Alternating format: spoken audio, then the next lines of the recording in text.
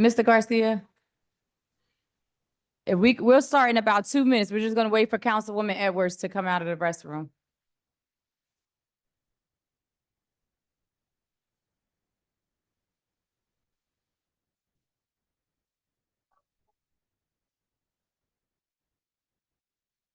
Can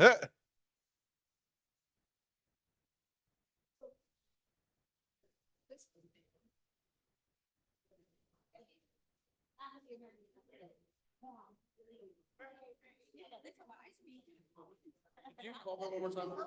And just ask her if she's able to turn on her camera.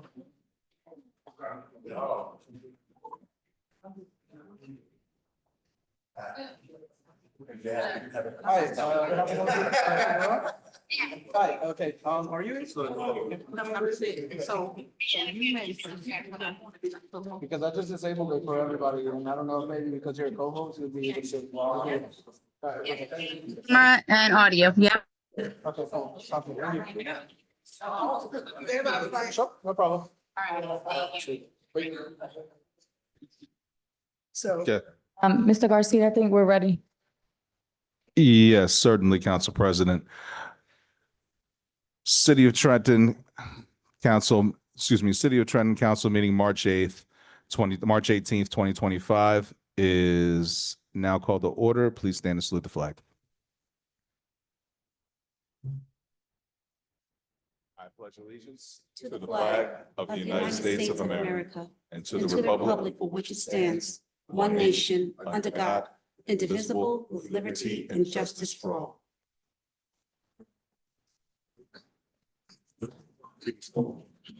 Adequate notice of this meeting has been given in accordance with the Open Public Meetings Act pursuant to Public Laws 1975, Chapter 231. This agenda is complete to the extent known and was sent to the Trenton Times and the Trentonian newspapers, posted on the first floor bulletin board in City Hall, filed in the City Clerk's office, and posted on the City of Trenton website. Formal action will be taken. Roll call. Vice President Edwards. Present. Councilwoman Feliciano. present. Councilwoman Figueroa Kettenberg. Present. Thank you. Councilwoman Frisbee. Councilwoman Frisbee. I said present, Okay. yeah, it wasn't me on there. Thank you. Baby, Councilman Harrison. it's on his way. Councilwoman Williams. Present y presente. Council President Gonzalez. Presente. Myself, Brandon Garcia, Municipal Clerk, present. Legislative Counselor, Mr. Edward Kaloji. And City Attorney, Mr. Wes Bridges. Thank you. And Madam President, if you'd like, I can read the invocation at this time. Please. Certainly. Almighty God, who holds the fate of man and nation, we most humbly beseech thee to bless this our city, these deliberations, and these thy servants, that they may act with wisdom and understanding for the good of our community and thy greater glory. Amen. Amen.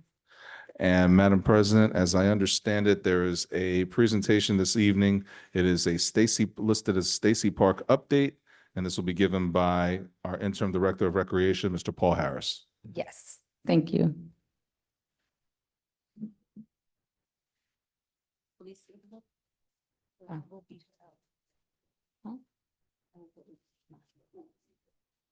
Good evening, Mr. Harris. Good evening. Can we set this for 10 minutes Certainly. with the hopes that we don't go over?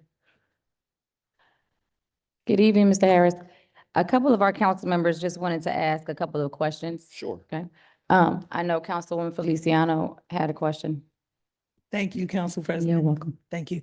Good evening, Mr. Harris. Good evening. So when it comes to Stacy Park, and thank you for coming here tonight, and Council President, thank you for allowing the presentation to happen. Just for backdrop quickly, over the weekend, I received a phone call and a text message from a reporter who was asking or wanted to connect with me about questions about Stacy Park, and had mentioned that a member of the administration had actually given her my personal cell number to call me on the phone. I did not respond to anything. It was not appreciated that my personal number was even given out in the first place. So me being me, we bring it here on public record so we can have the conversation so that we can find out exactly what is happening. With regard to Stacy Park and the work that was done, first I'm gonna say, the river looks great, wonderful.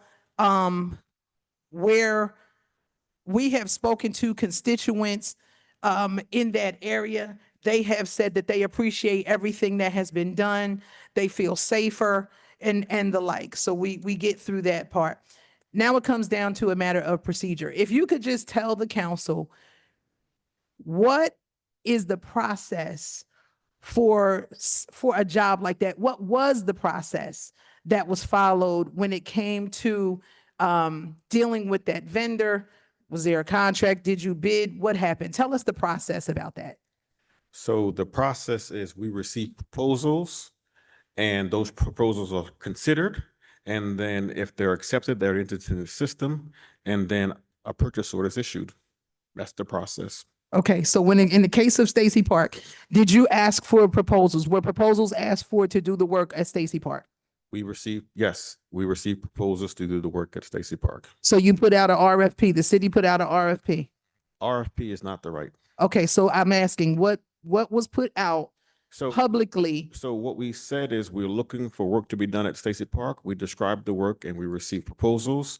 And then if we accepted those, we entered into the system. Where did you put the word out that you were looking for work done at Stacy Park? With vendors who do business with the department on a regular basis. Okay, so you put it out to vendors directly. You didn't put this out to the public that you were looking. Correct. Okay. And when the vendor was selected to do the work, nothing ever came before council for us to vote on, if I recall correctly, for us to say that this was adequate or anything about payments to the vendor. Why was that? So there were two items that did come to council. Okay. We have two tree companies, Mhm. Rich Tree and Fair Tree. Those items are tree services provided throughout the city of Trenton. Council did in fact approve those resolutions. Okay. Mhm. Was there any work that was done at Stacy Park that council did not approve? There was work, yes, those smaller proposals that we received, each proposal being under the bid threshold, 44,000, yes. Mhm. Under the bid threshold of 44,000. How many of those came in?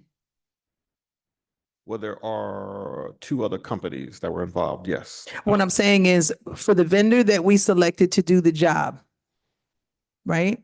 So, yes, How much did we pay the vendor to do the job over at Stacy Park? The one that was selected, how much did we pay? Not the tree man, how much did we pay the vendor that was selected to do the work altogether in total? altogether in total is $195,000. $195,000. So that exceeds a $44,000 threshold. It exceeds but each individual by itself does not. The aggregate is an issue, of course, Right? but each individual item does not. Okay. So $195,000 paid to the same vendor who wasn't presented to council. How much did each job cost that the vendor did to get us to 195,000? The average was 19,000. So the average was $19,000. Mhm. And there's nothing that says, that if in aggregate, if it builds to the same vendor, that there would be anything incorrect about that? I'm just saying, do I need to ask legal on that? So if the threshold is 44,000 for a job or for a vendor, like how does that work? Maria Richardson, Business Administrator. The law sees two different things, right? When it comes to aggregate procurement law in New Jersey. When it comes to the vendor itself, you can, if it's over 17.5, you need to look at two numbers, 17,500 for pay-to-play regulations, right? If the vendor has made any political contributions, after 17,500, those, whatever services are, they need to be procured. But we get certifications from the vendors. I have not made any political contributions. That it's one number that we need to look. The other number, when it comes to aggregate, that we look is at services, line items. If we are talking about emergency tires, for example, if it's one that it doesn't have anything to do with the vendor itself, but with the service or good that we are acquiring. So that number would be 44,000. But it doesn't have anything to do with the vendor, but with the service that we are providing.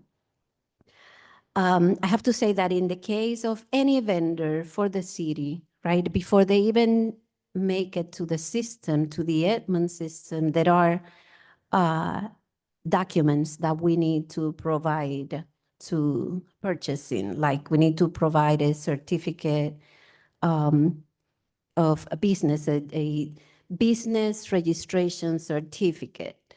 And we also need to provide W-9s, so forms.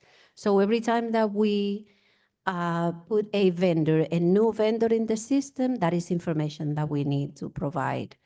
In terms of the aggregate, is like I said, we consider the aggregate for the vendor in terms of pay-to-play regulations and the aggregate for the services in terms of the services. Nothing to do with the vendor itself. So thank you for that. So would you say that a resolution still should have come before council for any of this as we have moved along through this process? Yes, Okay. if we consider that, the aggregate was over the $44,000, my understanding is that what was considered at the time was the phases, not the aggregate, that the job was done in several phases, and then,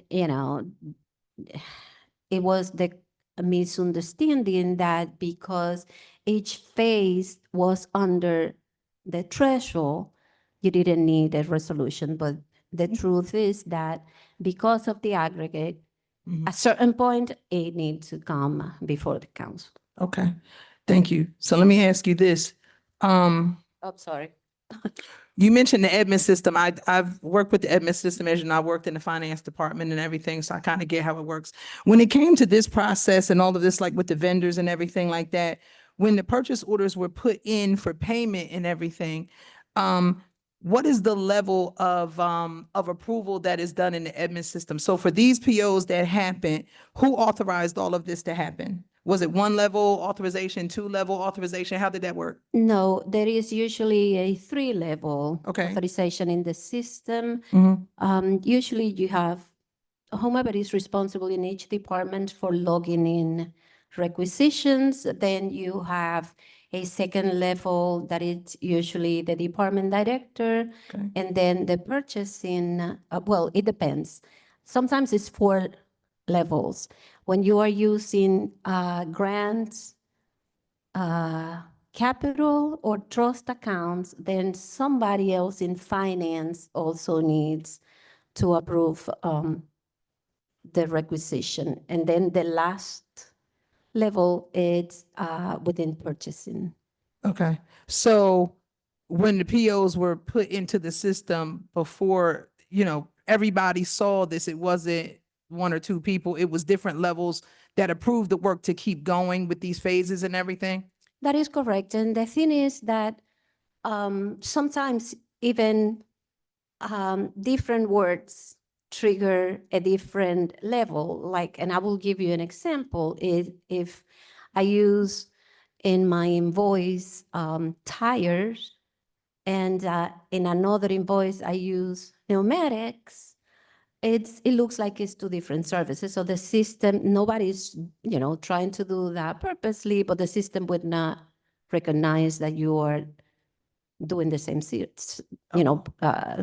trying to acquire the same services or the same goods. Okay. So it's a lot of details. And yeah, whatever, sometimes you need to go back and put a resolution after the fact, or need to cure whatever error was made. Okay, thank you. Mr. Harris, thank you, BA. Thank you. I don't know if I'm gonna need you again with the next question. So I remember when we were walking along the river, and I was talking about the park that I wanted to put at the end and was asking about right near the apartments and everything. And it was stated that we had a consulting company that works with us that would have to look at that and see if it was okay. When it comes to permits and everything, for everything that was supposed to be done for the work in Stacy Park, were we supposed to have permits or anything for that work to be done? So the answer from DEP's perspective is yes, Okay. but the answer on the city side is historically, if you go back, they'll tell you that we did not seek permits when we did this 20 years ago. We did not. So the question is not us ignoring the letter of the law, is what has our past practice been? And our past practice has been when we've cleared Stacy Park, and unfortunately, it tends to be every 15 or 20 years. Mhm. It's not solved, but that's the honest answer. So when we have the consulting company that we use, was the consulting company, do we pay them to tell us you need a permit for this, or you don't need a permit? Like, is that in their purview of what we pay them So- for? They are licensed in all manner of areas, so the answer is yes. So they knew that we needed to have permits, and no one said that we should have had them, because historically we just don't do it, but we still pay them to advise us that we need to have permits? I don't know, I would categorize it that way, but we acted based on past precedent. That's what we did. That's the best answer I can give you. But we do have a company on payroll, on standby, to advise us on when permits are necessary for all manner of projects. And how Correct. much do we pay them? The last contract was $450,000. $450,000, Yes. and now we have a whole DEP debacle about permits that we should have been told to get, but historically we didn't do it, so why would we bother? Thank you, Director Harris, I appreciate that. Thank you, Madam President, I'm done with my questions. Thank you. Councilwoman Williams? Thank you, ma'am. Mr. Just have a simple question. Some of the reporting I've seen had different amounts of the amount of land that was actually worked on, including one I saw that said a mile-long stretch of Stacy Park. Now, to my knowledge, Stacy Park does not run for a full mile. Maybe I'm wrong, but just roughly how much acreage was actually worked upon? So Stacy Park is exactly 32 acres, and we worked on roughly 32 acres of land. Okay, thank you very much. Appreciate that. Thank you. Madam President, Council Vice President? thank you. Good evening, Mr. Harris. Good evening. Thank you for joining us this evening. I just want to say first and foremost, I agree that the waterfront looks beautiful. And it was, I'm not going to say maybe a job well done, but it does look beautiful. I did express concerns about that being a floodplain area and ask what the city plans to do to mitigate the flooding going forward. A lot of times vegetation and trees and things stops flooding, and even hurricane winds and things like that. So but I didn't get any updates as to whether there was a plan to plant new trees along the waterfront. And then fast forwarding, now we have the DEP report that basically asks for the same type of plan. So where is the administration with establishing and implementing a plan? So I just want to be clear to everybody. When we started this, it was always our intention to do this next step. It'd be crazy for us to go and do what we did and leave it. It's basically like a mud zone. So you cleared it. It was a jungle. It was overgrowth for 20 years. It was cleared properly. No trees, living trees were killed. It was dead, dying, and diseased trees. So now that you've done that, DEP now is reviewing what our draft restoration plan is, and that includes these phases. It includes grading, if possible, lightly. It includes hydroseeding.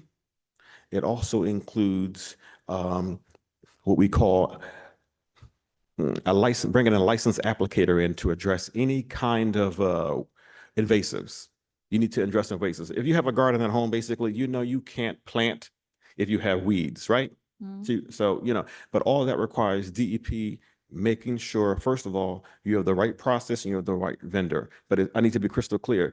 What you see now, and we've said this in the video on Facebook last year, that this is done in phases. Phase 1 is completed. Phase 2 now is, okay, bringing a DEP approved vendor in and going through each one of these phases. And if you ask me what the park will look like when it's all done, it'd be like a meadow. There will be new trees. You'll be able to see the waterfront. And the argument that we've made, and it's important because I think it's being lost, you drive up and down this coast, every community has access to their water. So why shouldn't we? And people have been complaining for years, rightfully so. So what we did is we took action, and this is the result. It just takes time. There is no way to do what we did and then come in there during that particular season and then do hydro seeding. It's a delicate process. I just wanted to make that clear, and it's going to take some time.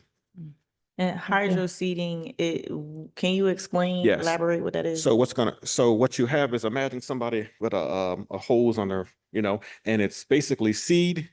We're taking a hose with water mixed with seeds and fertilizer, and we're spraying it. Sometimes it looks green, sometimes it looks blue. And what happens is, after you've tilled the ground and made it so that it would adhere, you're spraying that all around. And then what you're doing is you're coming in and you're maintaining the water. You'll find that EPA did the same thing with our lead remediation at various sites in the city. If you go to East Trenton Library, if you go to Bruning Avenue Park, if you go to the park behind North Clinton, Sunny Vereen, that grass has grown and has come in because what you did is you close it off, you water it, and it, you know, it's perfect. Okay. But it's a process. I need to explain, it's a process. And that's just grass. Oh, no, it's more than grass. Okay. So what you have now is, like I said, you want to stop the sedimentation. So you want something to grow and sort of bind the soil. Right. Okay, so that the grass and other items are going to do that. And then we're going to bring in some other trees to do that as well. But what we're not going to do is we're not going to have a jungle ever again. That's what I can tell you. Awesome. Thank you. And have you guys created, when you made the assessment on what you were going to remove from the area, was there some type of inventory taken of all of the trees, the dead trees that were removed or diseased trees that were removed and whatever other vegetation was over there? Well, the vendors who do, the tree companies that were responsible for removing trees, not brush, yes, in their invoices, they were crystal clear as to what is being removed and the quantity, yes. Okay, can I request that information? Oh, that's just the invoice, of course. It's Okay. the invoice that the company's provided. What was the company? Oh, the companies that I mentioned were Rich Tree and Fair Tree. They're the ones who did the business when it comes to tree removal. Okay. And in terms of the DEP saying that a lot of the dirt that was brought in being washed away, can you explain that? Yeah, so I think that the issue we have again is misinterpretation of the letter that was received. So there was never any dirt, there was never any soil brought in, doesn't make any sense, to bring any soil into the area. That's definitely illegal. So, you know, no soil was brought in. No. Now, again, even when it comes to grading, we're going to have to get the permission, because what you want to do is, it's currently very hilly, but they're going to have to sign off. They may determine that, listen, this is how it's going to be, the current topography. If they say that's what it is, it's what it'll be, and then we'll just do the best what we have. But now, we didn't bring any soil, and the letter also mentioned something about structures. There's no structures that were put there in place. Right. And so, but the riverbank is still solid. It's not eroded or anything like that. It's not washing away.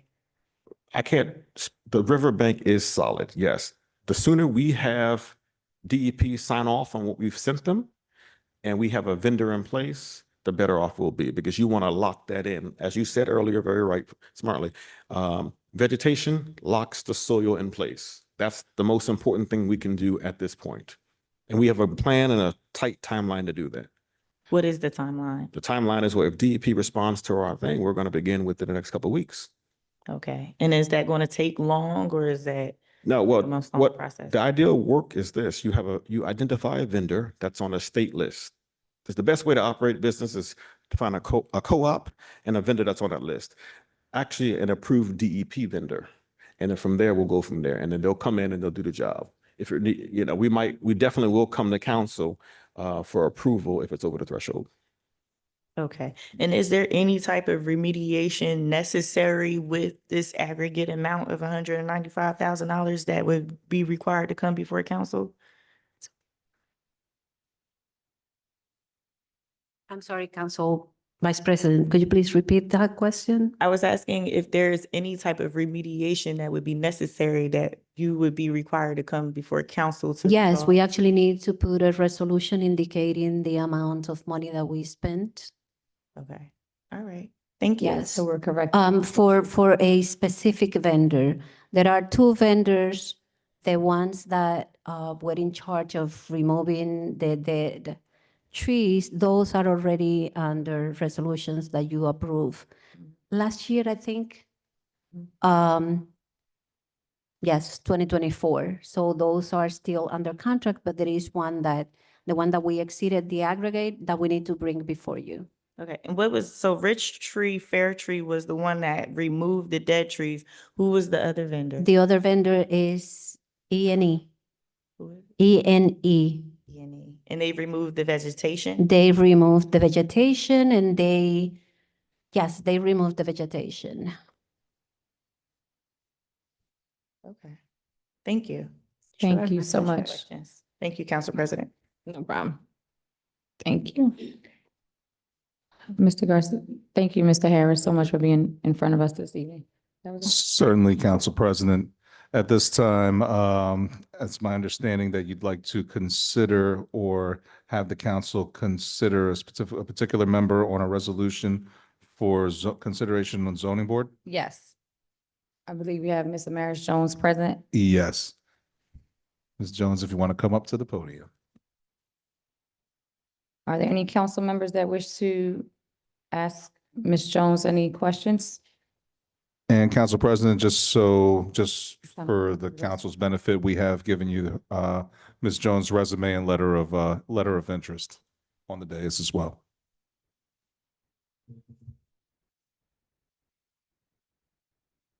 I'm sorry. That's all right. I always give everybody else a chance to ask first, so. Go ahead, Councilwoman Williams. Thank you. Thank you for coming, Ms. Jones, and wanting to serve our city on the zoning board. So I know what we have here, and thank you for providing your resume and your letter of interest. But if you could tell us verbally and for anyone watching or here tonight, why do you want to serve the city of Trenton on the zoning board? I feel that my desire to help make Trenton better, coupled with my desire to learn, makes me a viable candidate. I'm born and raised in Hiltonia. I'm 37 years old, so I don't know much about zoning, but I feel like this would be a good starting point for me. Okay.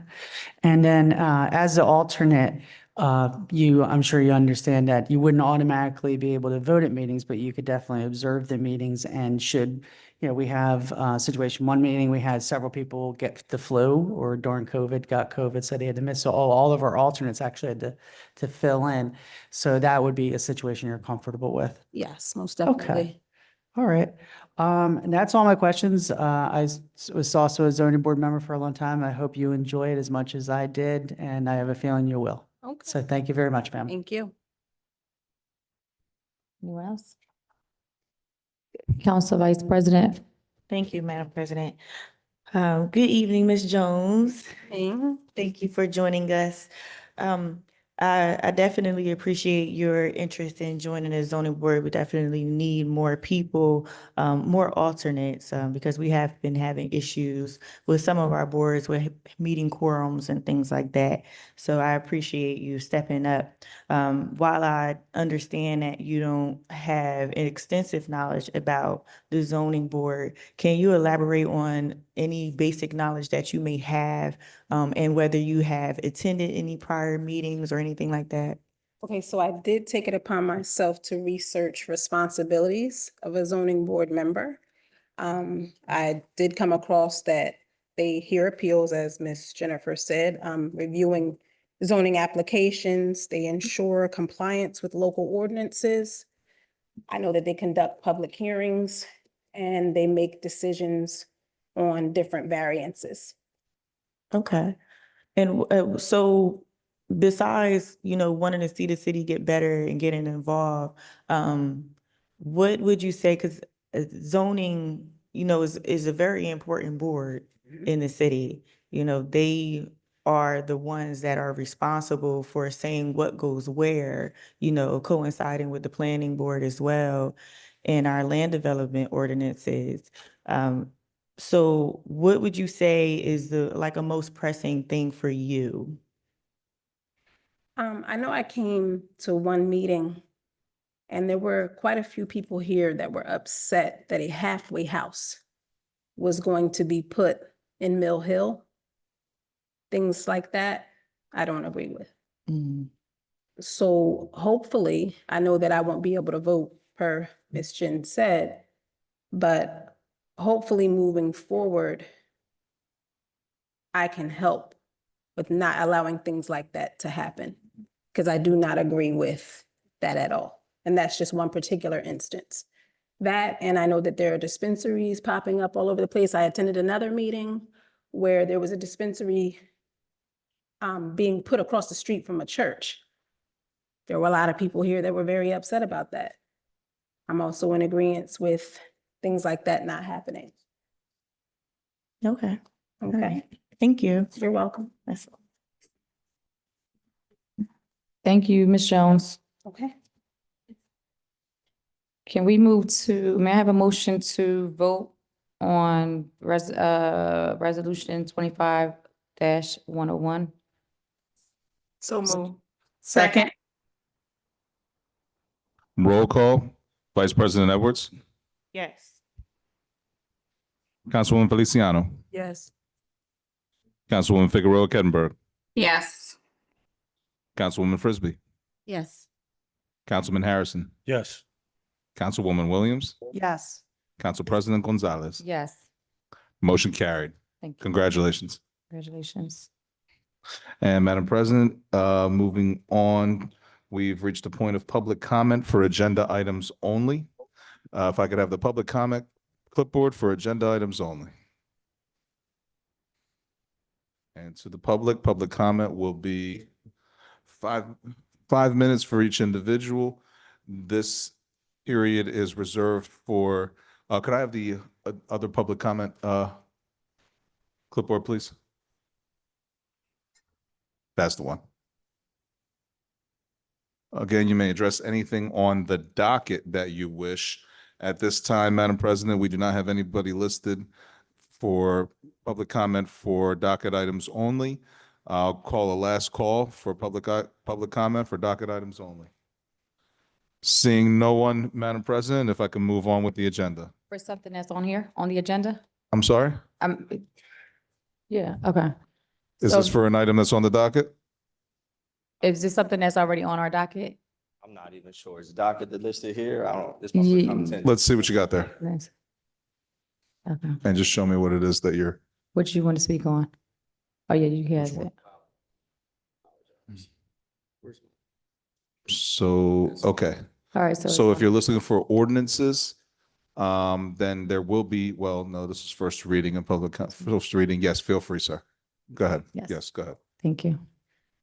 If you would, just state your name and address for the record. You'll have 5 minutes to address what you wish. Address in relationship to the document or Your name and address, period, to yours. my location. Yes, Where I reside. where you reside. Yes. Name Joshua Vega, reside 26 Timber Lane, Willenboro, New Jersey. 08046. I could just speak, right? Feel free, go Can ahead. can you just speak into the microphone? Thank you. Can you repeat that for us, please? Name Joshua Vega. Address 26 Timber Lane, Willenboro, New Jersey, 08046. Thank you. Okay. I want to speak to the ordinance that's listed here, 25-11. This is in reference to the vacant lot of 14 Ward Avenue. I believe this will be addressed today, but I just want to bring up my comments or concern. Stayed on Ward Avenue for about since 2008. Lot has been vacant since, which me or my brother and local residents happen to maintain, right? At this current time, it's a tree that's very old that's been falling down on a property I own across from it. So I would like to, obtain the land, right? Clean it up and get it ready to be able to be attached to the property on 12 Ward Avenue. Okay. So that's my goal in particularly that. Outside of that, I'm not sure how the dollar values are articulated or input on this. I believe on the original document, I indicated the total budget of 5,000. So I don't know how that would be considered as you walk through or talk through that. I think I would consider something a little less in the event that, in purchase, since that was the total budget. Should I continue? Okay. Yeah, okay. Feel free. Yeah. Outside of that, the other document that lists me, which is 25-14, I believe that might be a typographical error because initially it was supposed to be for 11 Ward Avenue. That was a property prior known and owned by Keith Marshall, which I found out. Then in time, I found out that Trenton actually owns the property as I done my research. So now it's Trenton owned property. Found that out about 4 to 5 months ago after dealing with title work. That particular property happened to have fallen shingles, debris, everything falling apart. So because I own a few properties within that particular area on that street, I would like it to have, the visual appealing and bring that property up to speed, being a local investor and Trenton native. That's all I have. Okay, that's well. It's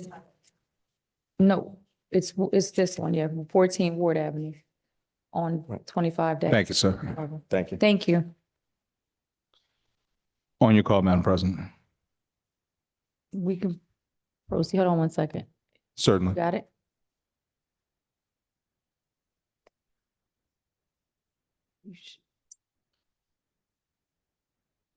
It was corrected here. Oh. Was that the cheat sheet? The cheat sheet probably is not correct. Yeah, okay. Thank you. Yes, we can proceed. Certainly, Madam President. Moving on with the agenda at this time, if you would like to ask for a motion to approve communications. May I have a motion to approve communications? and So moved. petitions? Second. Thank you. Roll call. Vice President Edwards. Yes. Councilwoman Feliciano. Yes. Councilwoman Figueroa Kettenberg. Yes. Councilwoman Frisbee. Yes. Councilman Harrison. Yes. Councilwoman Williams. Yes. Council President Gonzalez. Yes. Motion carried. And Madam President, moving on with ordinances for second reading and public hearing. Yeah, so Mr. Garcia, if we can, I believe that these are for 10-year terms. Okay. So I just wanted to make sure that we put that, maybe change the title and correct this with that amendment that it would be 10-year terms for these, for the pilot agreement. Okay, are you asking me to, is that a motion to amend the title of 25-009? May I have a motion to amend the title 25-009? So moved. Second. Madam President, prior to that, you know what, I'll defer to the solicitor. Can we take that motion now, or do I have to wait until after the public hearing? Understood. Thank you. It's been moved in second. I'm sorry, it was motioned by Gonzalez, second by? Feliciano. Thank you very much. Roll call, Vice President Edwards, Yes. Councilwoman Feliciano, Yes. Councilwoman Figueroa Kettenberg, Yes.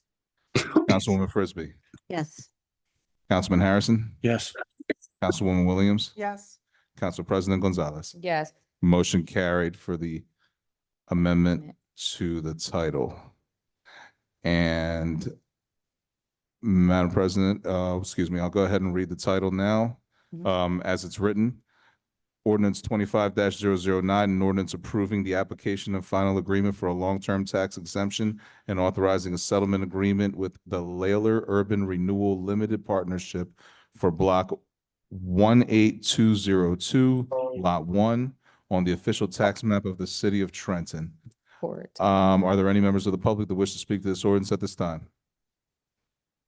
For a 10-year term, should we add that? For a 10-year term. That's good. My apologies, for a 10-year term.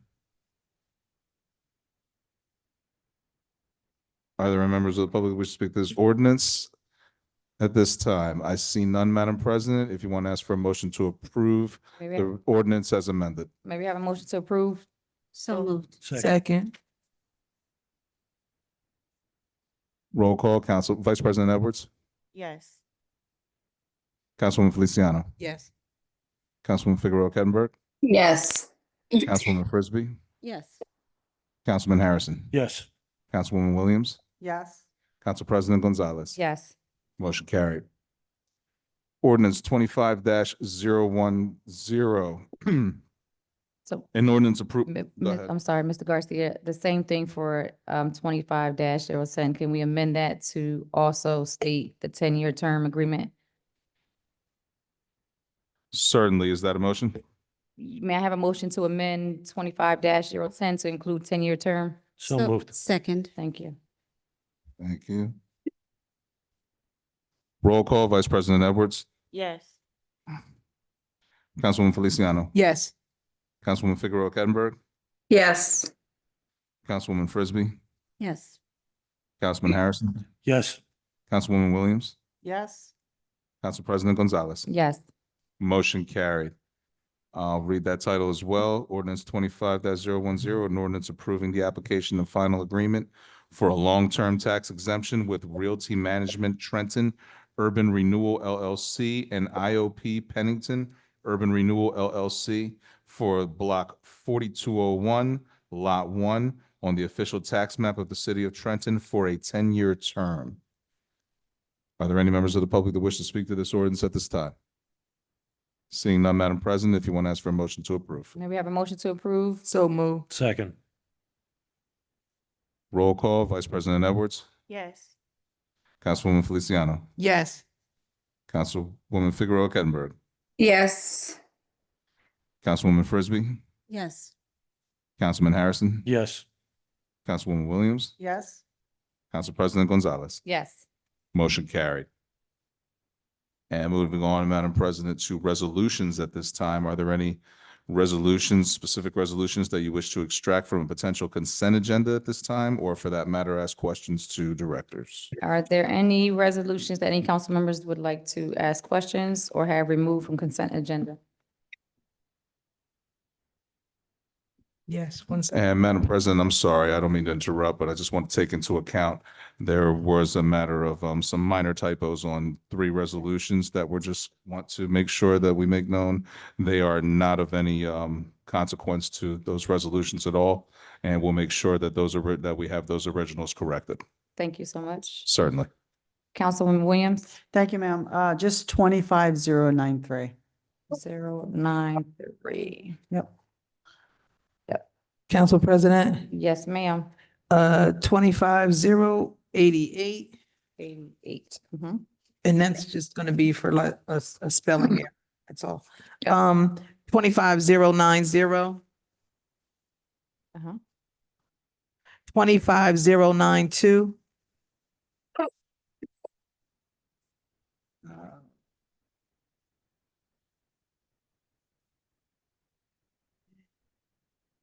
That's it for me. Thank you. Thank you. Councilwoman Figueroa Kettenberg, do you have any? No, ma'am. I have ordinances, but none of the resolutions. Okay, thank you. I believe that's it. Very well, on your call. So we have Councilwoman Feliciano on 25-088. Thank you. The only thing I have on that is the Assemblywoman Verlina Reynolds Jackson, her first name was spelled wrong. So if that could be fixed, No problem. that was all. It could go on consent. Thank Thank you. you so much. Mhm. All right, move that Noted. consent.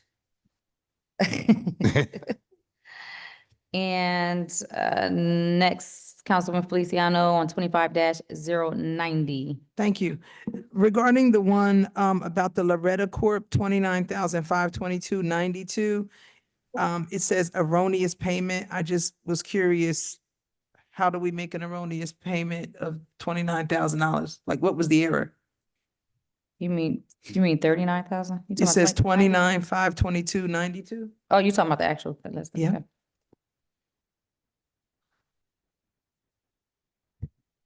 Yes, good evening again, Maria Richardson, Business Administrator.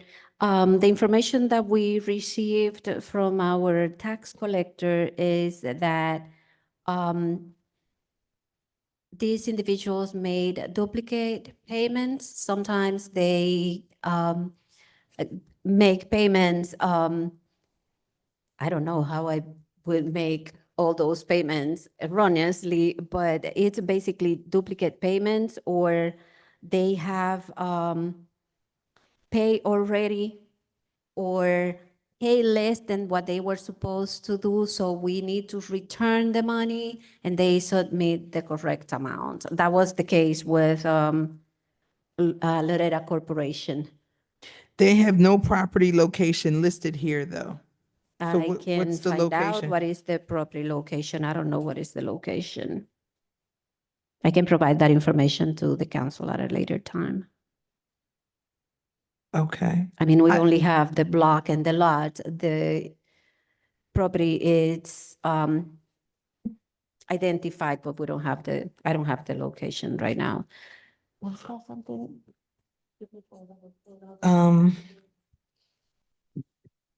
Yeah, most likely not. Madam President, I'm just saying, I would like a little more information about how we got to 29,000 and then the exact property location to be listed. Is there, can I make a motion to amend this? That we allow it, but without that one on it at this time until we get the other information? I'm okay with the motion. I'm trying to find the responses that the administration did provide us. Give me 1 second, please, Council But President. we could make the motion to ask for that information. It's fine. Okay. Uh, I'd like to make Mr. Garcia, I'd like to make a motion to amend Resolution 25090 to remove the first item listed, the block Z. Yes. I'm sorry. Really quickly. Wait I'm one sorry. second. Just from the response that was received, because that was one of the questions that was asked as to why there was no address listed for Loretta Group. And then also why was that amount, why was 29,000 obviously being I'm sorry, refunded? I skipped. It is, oh, I'm sorry. And it says there is no specific block lot associated with this refund. Loretta wired funds, but did not provide any details as to where the funds were to be applied, so their payment is being refunded. Yes. I'm sorry, I missed that in your things and I did glance over it. It's okay. So, I mean, I don't know if that answers your question, but that was the reason why there was nothing listed, because they submitted these funds to us, but didn't specify list it. Where it was what, supposed to go. Okay. where it was Yes, going. and then they submitted a payment with the right information, but as it regards to this one, they Mhm. didn't submit the proper information. Okay, never mind then. Okay, You good with that? consent. Thank you. Thank you. Okay. So that was, hold on, 90, right? Yep, 90. Yeah, thank you. You're welcome. And then we have 92. Did you still have a question on 92? Yeah, just real quick, in the itemization of numbers here, you have salary and wages for the finance director, $100,000. Do we have a finance director? No, we don't.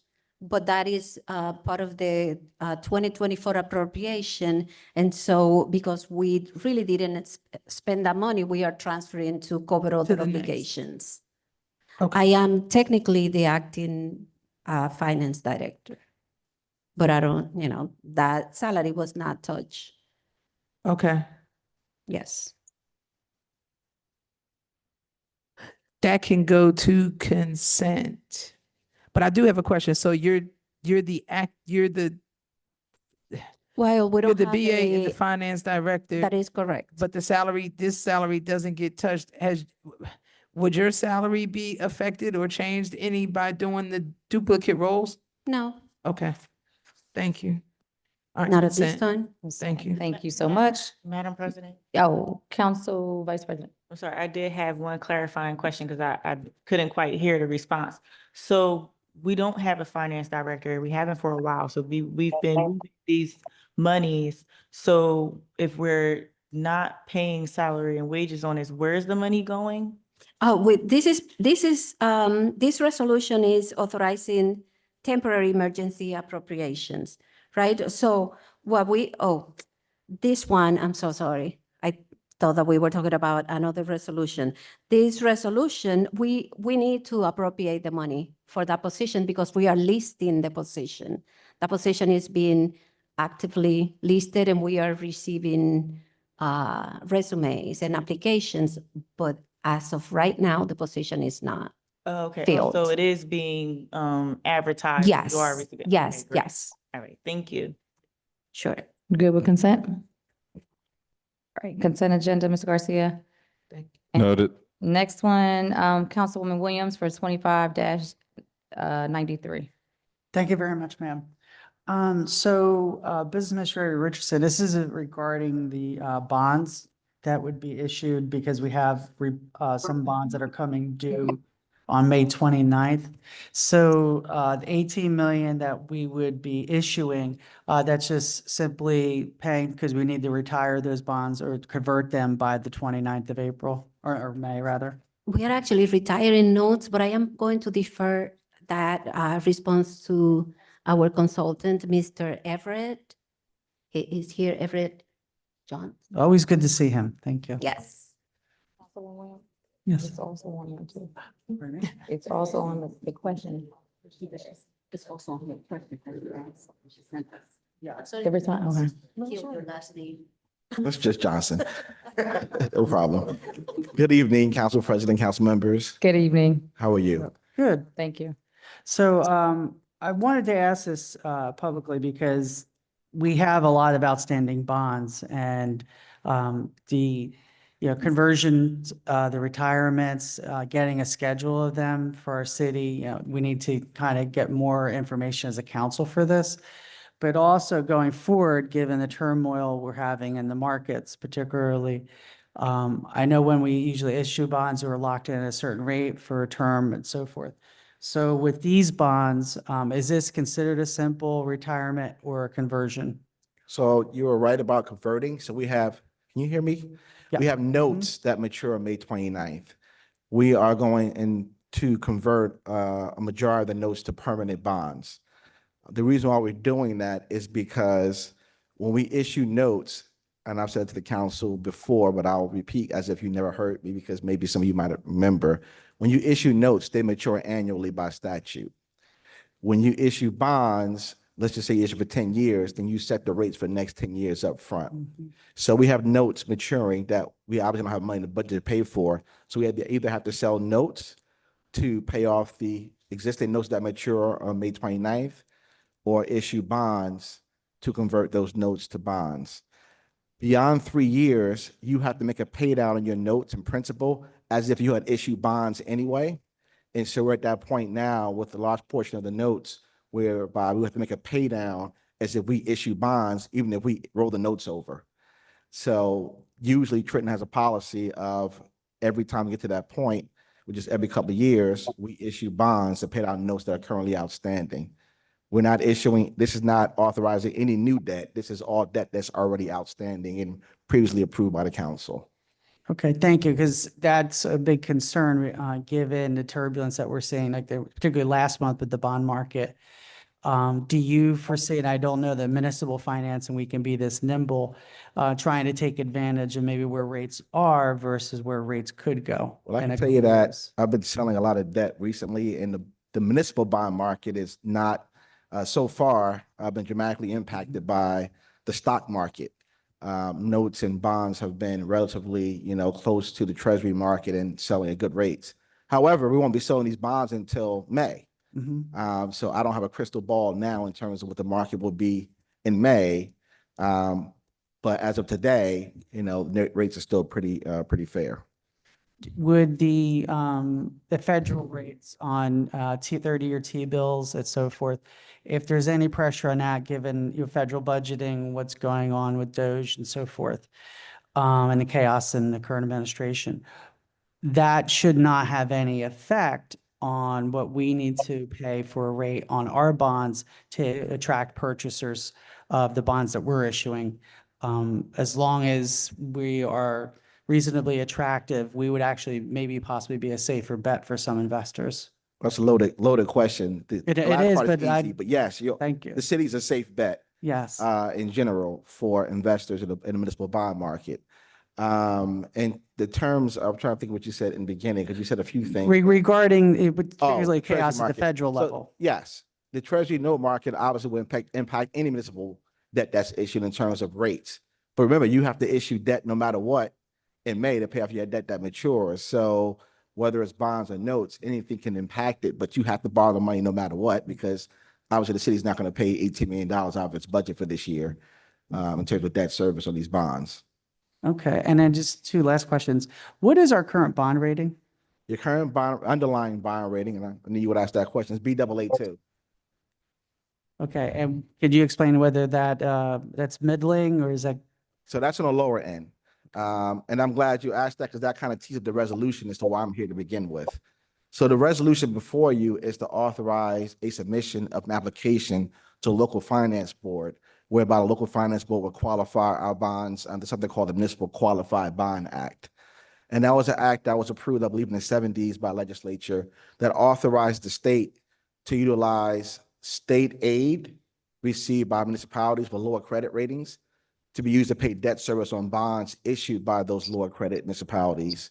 The benefit of that is the municipality will get the benefit of the state's enhanced credit rating. So the enhanced credit rating by the state is A2, which is 3 notches above the credit rating the city has, which will enable the city to borrow money at cheaper interest rates. The same way, if your credit rating was, 550 and your parent had a credit rating of 700 and you bought a car and you use your parent to kind of co-sign, you're going to get a better interest rate because of your parent's 700 credit score. Similarly, we're going to get the benefit of the state's enhanced credit rating through the Municipal Qualified Bond Act. Okay, So that's why we're here today. thank you. And my last question has to do with the water and sewer, particularly water. This council has approved every single investment, to my knowledge, that we've made, purchases of new chemicals, things that have had to be purchased to improve the infrastructure of the water system. At a certain point, does that also not help us with our borrowing costs and financing when we have to issue bonds for water and sewer? What do you mean by not help us? As far as it being a system that the infrastructure has been repaired, that it's becoming more of a safe system that may, granted publicly, there are different, the issues that occur, but we have been making the improvements into the overall system to make sure that it functions in the future. I mean, that's not really a bond question, I guess, but in terms of from my perspective on the finance side, as long as the system is receiving revenues, which I know it is, sufficient to pay all of the expenses, from a bond market perspective, the debt's going to be attractive. So from a financial perspective, they're not really concerned about whether or not the system is operating inefficiently or not. They just care about they can get paid back their money from the finance perspective. And, the city definitely has been able to not miss the debt service payment. It's not in danger of missing so. Its utilities are self-liquidating, which means that the revenues generated pay for all expenses and debt service for water and sewer. But in terms of the intricacies of the water system and the sewer system, I'm not a part of those conversations. So I don't feel comfortable. No, and I wouldn't expect providing you to those be. It's just our water system takes a lot of flack and bonds and concerns of some of our suburban partners in a system. It's interesting to say the least, but how we're doing with borrowing and the amount of borrowing we could do, that's a separate issue. I won't take up your time tonight, but I would like to at a certain point. But us being able to borrow as a city for what we need to repair in a system or improve since it's 100 years old is a great discussion we need to have. Yes. All right. Thank you very much, sir. And thank you, Madam President. Thank you so much. Madam Oh, President. I need to look over here. Council Vice President. Thank you. Hi, Hi. How are welcome you? back. Can you repeat what our current rating is? You said that kind of fast. I was Baa2. B as in boy. Boy, Okay. I thought you said D. I'm sorry, Okay. B. No, no worries, no worries. It sounds the same. And it's okay if you don't know this off the top of your head, but how many notes are maturing in May? The amount, Yeah, 20, how- 22 million, 22 million, I think 849. I have it actually right here in front of me. 22,810,000. And these are various notes, like multiple notes. Well, general improvement, water utility, sewer utility, parking utility, so different purposes. Okay. Yeah. Yeah, well, both. First was the quantity and then the aggregated amount, yes. So the aggregated amount is 29.810 million. But the No, 22,810. 22, sorry, I wrote 29. Thank you. 22.810. But there are multiple bonds aggregated in. Multiple, yes, multiple different projects that make up, basically a lot of bond ordinances that make up the total amount of 22,810. It's not one ordinance. Okay, so, and you said they either must be sold or converted into bonds? So we issued as notes, which you issued last year, or sold as bonds. Raise the money to pay off the old debt, basically. Okay. And so our current rates sound the same as it was the very first time you came here. We still have the same rating, right? The bond rating, The bond rating. since this council's been in session, yes, the last couple of years, it's the same rating. I believe in the beginning of, I want to say last year, Moody's took the negative credit watch off of your rating. So at one point, they said negative credit watch. That was removed, which is a positive credit.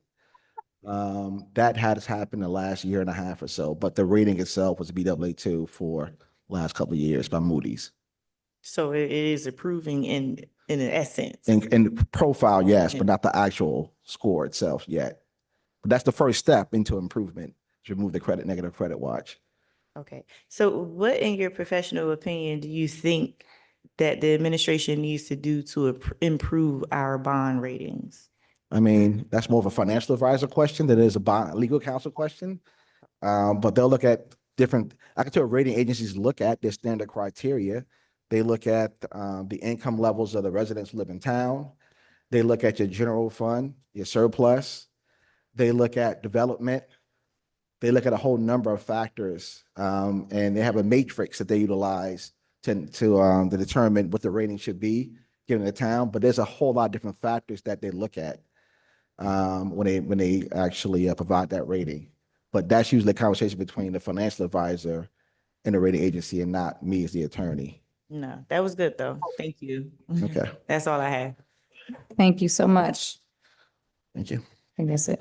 Consent, Thank you. Have a good day. thanks. Consent, Mr. Gardner. Consent, Madam President, thank you. Yes. Are there any other questions? Nope. We're moving on to Okay. ordinances. Madam President, if you want to ask for a motion to approve a consent agenda consisting of, well, all the items except for resolution, Revolution 101. Yep. So that would be resolutions 25-086, 087, 088, 089, 090, 091, 092, 093, 94, 95, 96, 97, 98, 99, and 100. Yes. May we have a motion to approve the consent agenda? So moved. Second. Roll call, Vice President Edwards, Yes.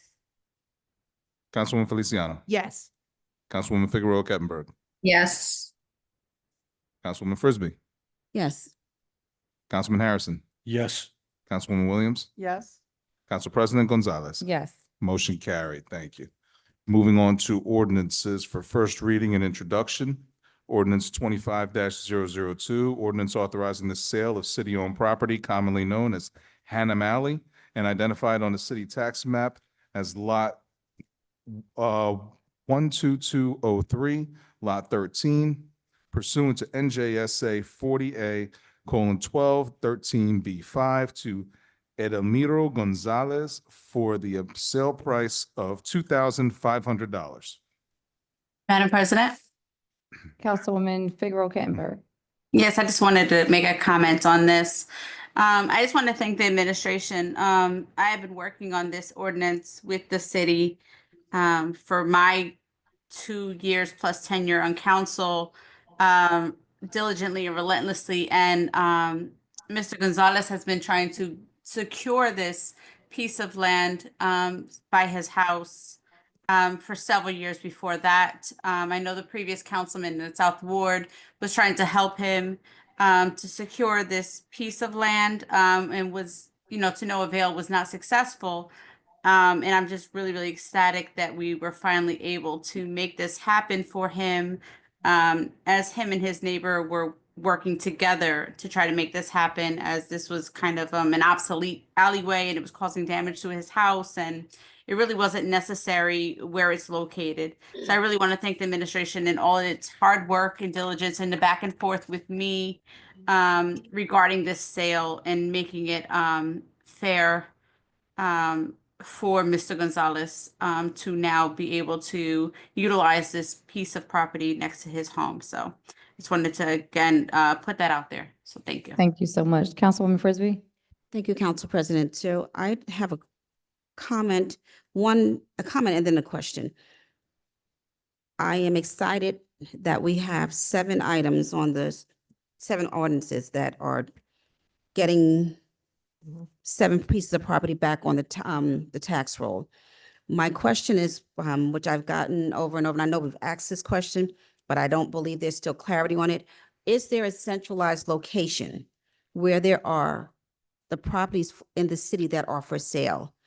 Along with that question, are there contingencies in place for individuals or whoever purchases the properties for a timeline in which there is time for them to act on it?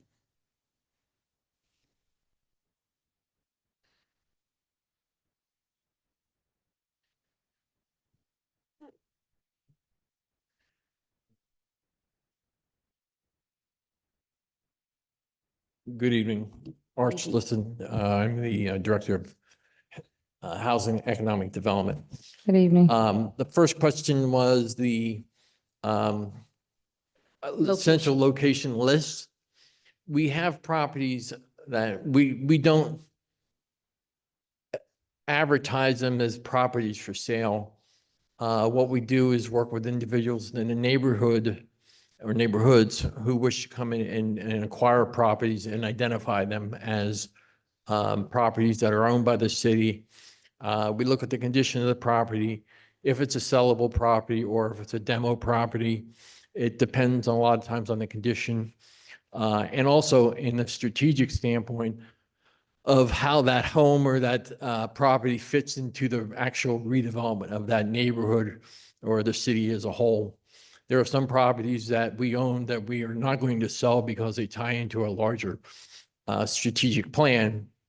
But there are ones that if it's listed and we have public documents that list the properties that we own, if they come in and we are approached about selling the properties, then we take that under consideration, looking at all the possible aspects. So if an individual does not live in the neighborhood, but they are, let's say someone in the north wants to purchase a property in the south, so they're not aware of what's going on, or vice versa. We have nothing in place to let individuals, especially Trentonians, know where we have available properties.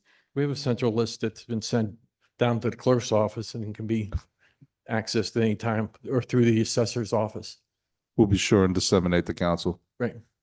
Thank you. Thank you. And then the second part of that is are there contingencies in plan once individuals are now getting this? Because I'm glad that we're getting them back on the tax roll, but do we have something in place so that individuals, when they get these properties, they're not sitting again for another year, another 2, and they're just being an eyesore again? Every property is sold with an attached redevelopment agreement or rehabilitation agreement where there's timelines that have to be met. These properties that we're mostly selling right now are not, these are not properties that are going to be built upon. What they are going to be is they're going to be adjoined to existing properties. But if we sell properties to a citizen walks in, we have 3 or 4 in the works right now where we have people who want to buy properties, they want to rehab them, and they want to live in them, which is a priority, home ownership. We have timeframes that they have to meet to make sure that the property is done within those timelines. If it's not done within those timelines, then we have the ability to call the property back and take it back. We're also working on it, which is very important in this process that people have to understand, is we're qualifying people up front first, just like when you go for a real estate transaction, we qualify people walking in the door. So if someone comes in and says, I want to buy a piece of property, and they have $5,000, but we know for our analysis that it's going to take $75,000 to rehab the property, we look further down and say, okay, what assets do you have, or what's the possibility of you borrowing money to complete the project? Best part about that is a couple programs, first-time homebuyer programs will give $15,000. Second is 203K program from FHA has a program that we recommend to people to look at the broker, the lender, and what they will do is actually work with the purchaser to rehab the house. They actually assign a monitor who works with the contractor and make sure the contractor's keeping up the contract and making sure that the whole process is completed, because FHA has skin in the game now too. So they will work with us. And at this point, we're recommending those to people walking in the door. And we have a couple that we know that FHA, they're looking at FHA loans right now.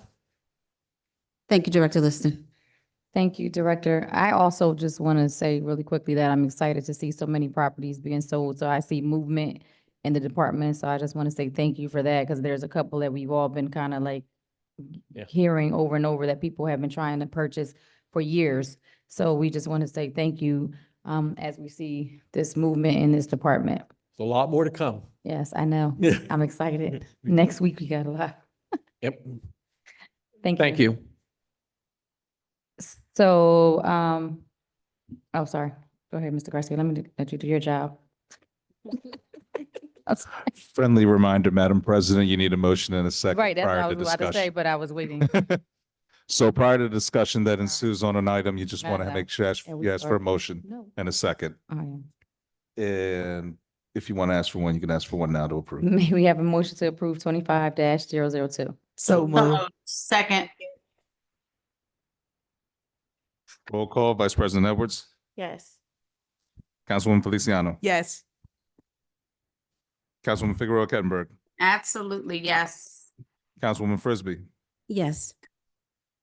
Councilman Harrison, Yes. Councilwoman Williams, Yes. Council President Gonzalez. Yes. Motion carried. Ordinance 25-005, an ordinance establishing the appointment, duties, responsibilities, and functions of city council member liaisons to certain boards and commissions of the city of Trenton. May we have a motion to approve 25-005? So move. Is there a second?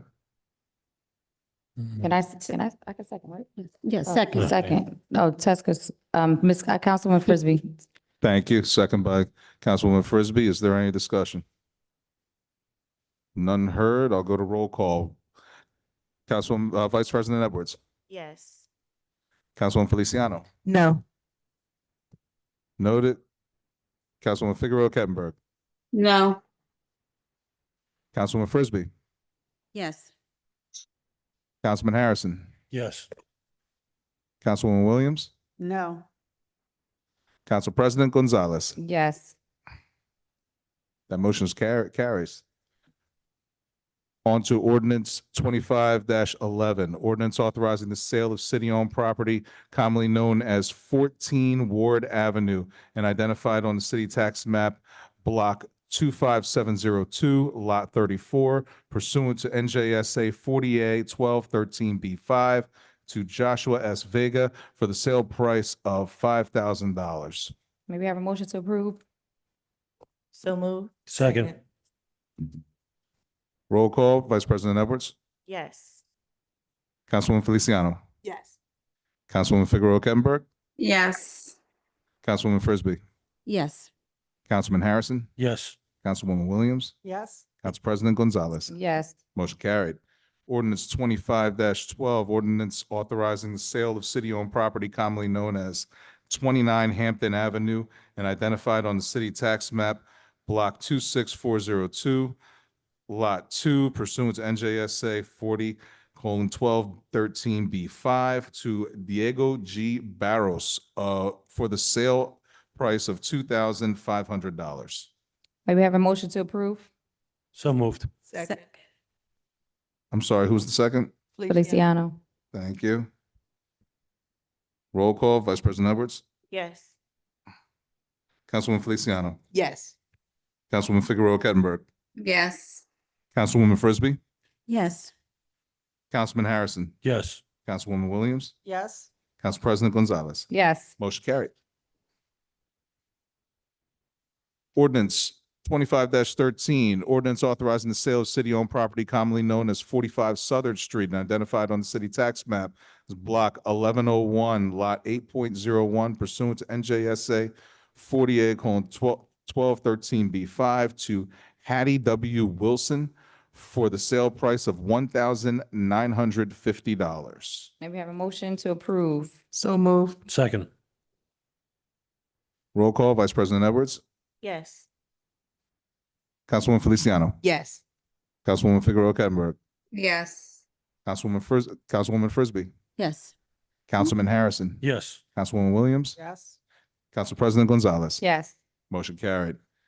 Ordinance 25-14, ordinance authorizing the sale of city-owned property commonly known as 37 Tyrell Avenue and identified on the city tax maps, block 1701, lot 50 pursuant to NJSA 48:1213B5 to Joshua S. Vega for the sale price of $1,500. May we have a motion to approve? So moved. Second.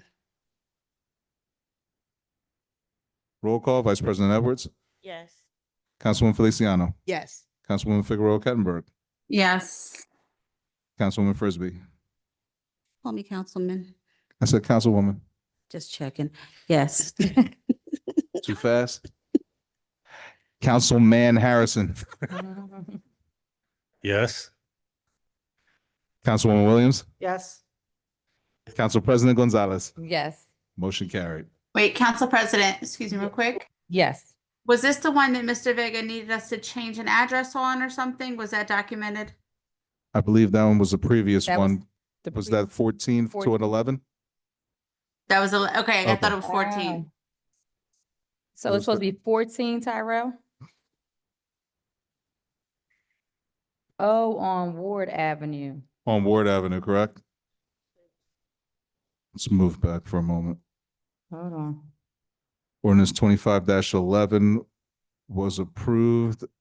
I believe it So was Mr. this one, Kaloji. 2514. It's 2511. Oh, okay. So Mr. Kaloji, we approved this on first reading and apparently there is a discrepancy with the address. There will be a second reading. Would the matter be able to be amended then? Or should this be, yes, this is introduction.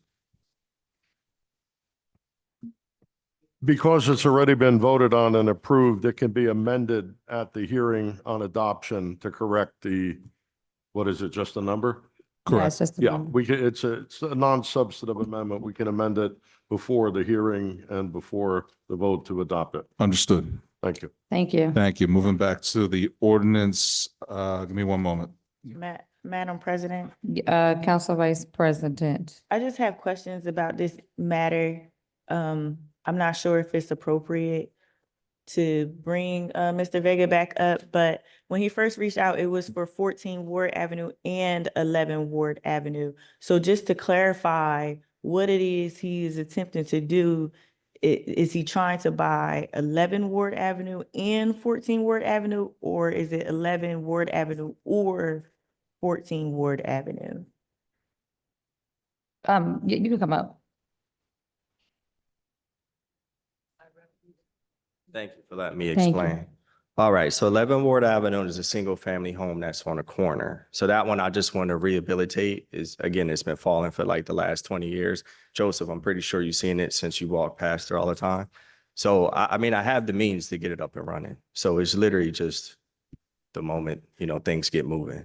Now, 14 Ward Avenue is just land that's next to a property that I own. And I want that to be joined for the individual who will be occupying it.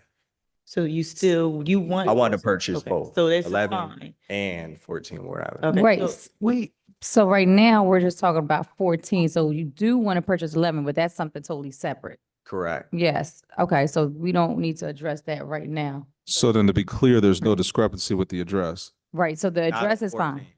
Okay. Yeah, I'm only speaking about the other one that says 37 Tyrell. I didn't, my application didn't include that address, is what I'm saying. Council Okay, now I'm President. confused. Council President. Yes. So when he spoke earlier, he said that he wanted 14, which is what we have What we here, have. right? 250111. He said, he questioned the fact, he said, my budget was $5,000. But then he threw in the fact that he also wanted 11 Ward Avenue and for the $5,000 to encompass both of those properties. No? Okay, but I want to offer $5,000 for a single family home. That's- right, so the part about 11 was him just throwing it in saying, I Just also saying it, want right. 11 also. Got it. That's why I was questioning, Okay. did he want Terrell? I get Did you. he want Ward? Like, what are we doing right now? So right now, for 2511, we don't need to amend that, Mr. Garcia. It sounds like he is still purchasing 14 Ward Avenue. So he doesn't want Tyrell? Does he want 37 wait. Tyrell Avenue? Separate and apart, right? 14? Right. I'm not interested in 37 Tyrell. So I don't we own need, it. So we need to pull pull this. this then from Yes. admin? So the ordinance is erroneous then? Yes, it's gonna be Okay. Right. a motion to pull it. Well, not a motion to pull it. The admin is pulling it. Didn't we just vote on that though? Thank you. So is this pulled by administration then? 2514, is correct. Pulled. Thank you, Colin. Appreciate you. Thank you. Good. BA, thank you. Pulled by administration. And 2511 is staying the way it is. Correct. Okay, so let me take my note off of that. Thank you. Noted, on your call, Madam President. I'm sorry. To proceed. Yes. Thank you. Ordinance 25-15, ordinance authorizing the sale of city-owned property commonly known as 23 Hayes Avenue and identified on the city tax map, block 6104, lot 10 pursuant to NJSA 40A12-13B5 to Howard J. Jones for the sale price of $3,700. May we have a motion to approve? So moved. Second. Roll call, Vice President Edwards, Yes. Councilwoman Feliciano, Yes. Councilwoman Figueroa Kettenberg, Yes.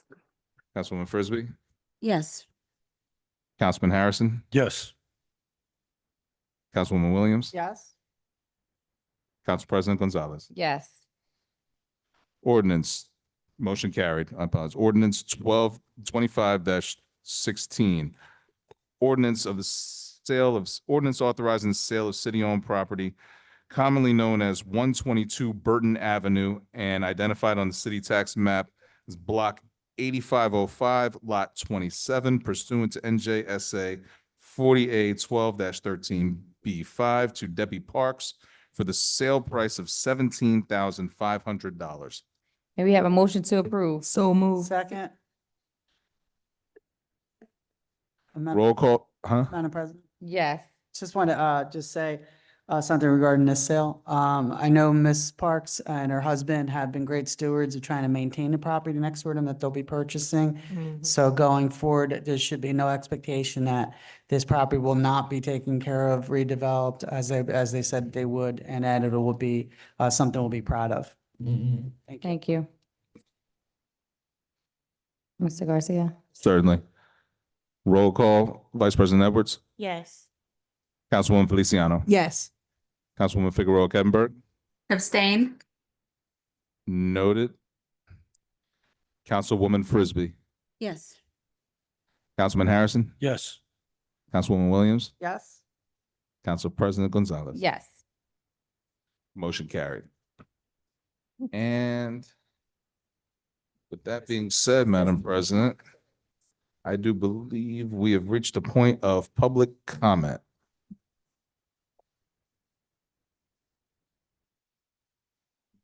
And to the public comment will be 5 minutes for each individual. Madam President, I have two individuals listed here. Mr. Vega, did you have another comment to make? Okay, so Madam President, I have one individual listed here at this time. Again, public comment will be 5 minutes for this individual. The council is, you can address anything that you wish. The council is not obligated to respond. Individual listed is I hope I said this correctly, Shakia. Is that, I'm gonna let you say the last name. Good evening, Ms. Shakia. Is that a maker?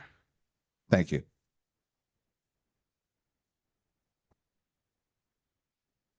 Hello, Good evening. how are you guys? About a year ago, I came and I mentioned stuff about landlord. I'm sorry, ma'am, if you could just state your name and address for the record. Yeah. 211 Parkway Avenue, Trenton, New Jersey. Thank you. Go right ahead. So almost a year ago, I came before you and I mentioned to you guys about a situation with my landlord.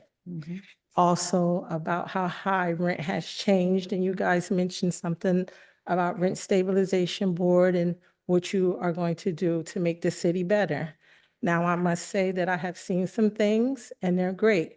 I will also like to give a shout out to all those organizations that help feed people in the city of Trenton, from everyone that helps, because a little do you know, it's getting really costly out here. Everyone is struggling somehow, some way. It is not making it any better. But in the event of me knowing what I went through and still have some issues with my landlord, I took it upon myself and several other young ladies in the community to find out some stuff. Even though the city made a city ordinance not to raise rent more than 4%, and we do thank you for that, it is not happening. We are having landlords that are forcing women and even some gentlemen, but mostly single women, into 2,000 and 3,000 price gouging right now in the city. I have sent emails to anyone regarding that area of Trenton. I have tried to contact, what I have found out that only Miss Stephanie Register is still in charge of this, so her hands may be full, but we have about 4 families that's about to be evicted. Yes, because it's in to find out after doing my research, having some meetings, talking to some attorneys, and even taking some civil rights classes, that we are facing discrimination due to source of income. Landlords will literally tell us that their bills is going up, our bills are going up. And according to leases, they can give 30-day notice to have us evicted. With those evictions, I'm finding out that half of these landlords don't even have COs for their houses. There are not complete registries done on these houses with tenants in it. I have done surveys. I have sent out petitions. I have had meetings with people at the laundromat, check cash in place, and our elderly community. Because all it takes in Trenton to show to evict a tenant is you own the house and that they registered it. But the question is, was the registry done correctly? It's not. Landlords are not answering it to their complaint through municipal court, and they're looking for some too. So I don't know if you can look at this or pass this. That is literally a young lady that contacted me, along with emails and screenshots of text messages between her and her landlord. And I want to know, do the city finds that acceptable? It's not. They're transferring properties at $1 here. They're buying their properties for $40,000, not completing a full renovation, and telling tenants that they're responsible for $200 to $2,400. Now, what I want to know is, if landlords are making $2,800 a month in rent for one property, but they're only paying $3,000 a year, less than $4,000 in property taxes, what would that say for someone like me and other people that want to buy a house? Because I have talked to some homeowners too, and new homeowners are highly upset that their property taxes are higher than tenant property taxes on their own block. This has almost been a year. I have 2 binders full and over several women and several gentlemen that want to pay rent, want to be tenants. But see, we can't do that because one eviction will tarnish us. Yet, even if a landlord house is in foreclosure, we still have to pay them rent. These landlords are losing their houses. They're taking out mortgages on them. They don't tell the tenant. New owner sweeps in for less than nothing, and now you have a fight on your hands. It's unacceptable. And unfortunately, the city doesn't have the proper person or are working on it to get someone to get in contact with a direct person. So I take it upon myself and anybody else that contacts me or any of our other ladies to do formal letters because we have no escrow. Once the landlord files for non-payment of rent and we send those pictures, when we get to court, the damage is already done. The option is we should have paid and then file them. And then, But it's easier.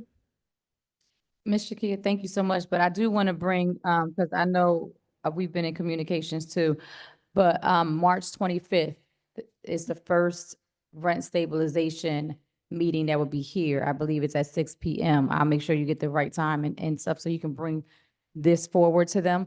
Also, there's one, I think 2 vacancies still on the rent stabilization board. Okay, thanks. You holding on to that? No, I want to look at it. Sorry. Okay. On your call, Madam Oh, President. we could proceed. That was it, right? Certainly, Madam President, those are all the individuals I have listed for public comment at this time. So I'll give a move on. last call for public comment. Oh. Yes, sir.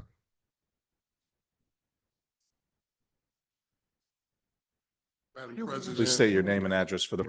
My name is David Bonner, 1 Craven Lane, Lawrenceville, New Jersey. David, I'm sorry, say that again. Bonner, Fine. Bonner. Mhm. I just want to, I told Ms. Shakayla I would be here to support her. She doesn't know who I am, but she knows now. Mhm. I want to just piggyback off of what she said in that, and I made some notes. She absolutely has the documentation that the powers that are supposed to evaluate, monitor, and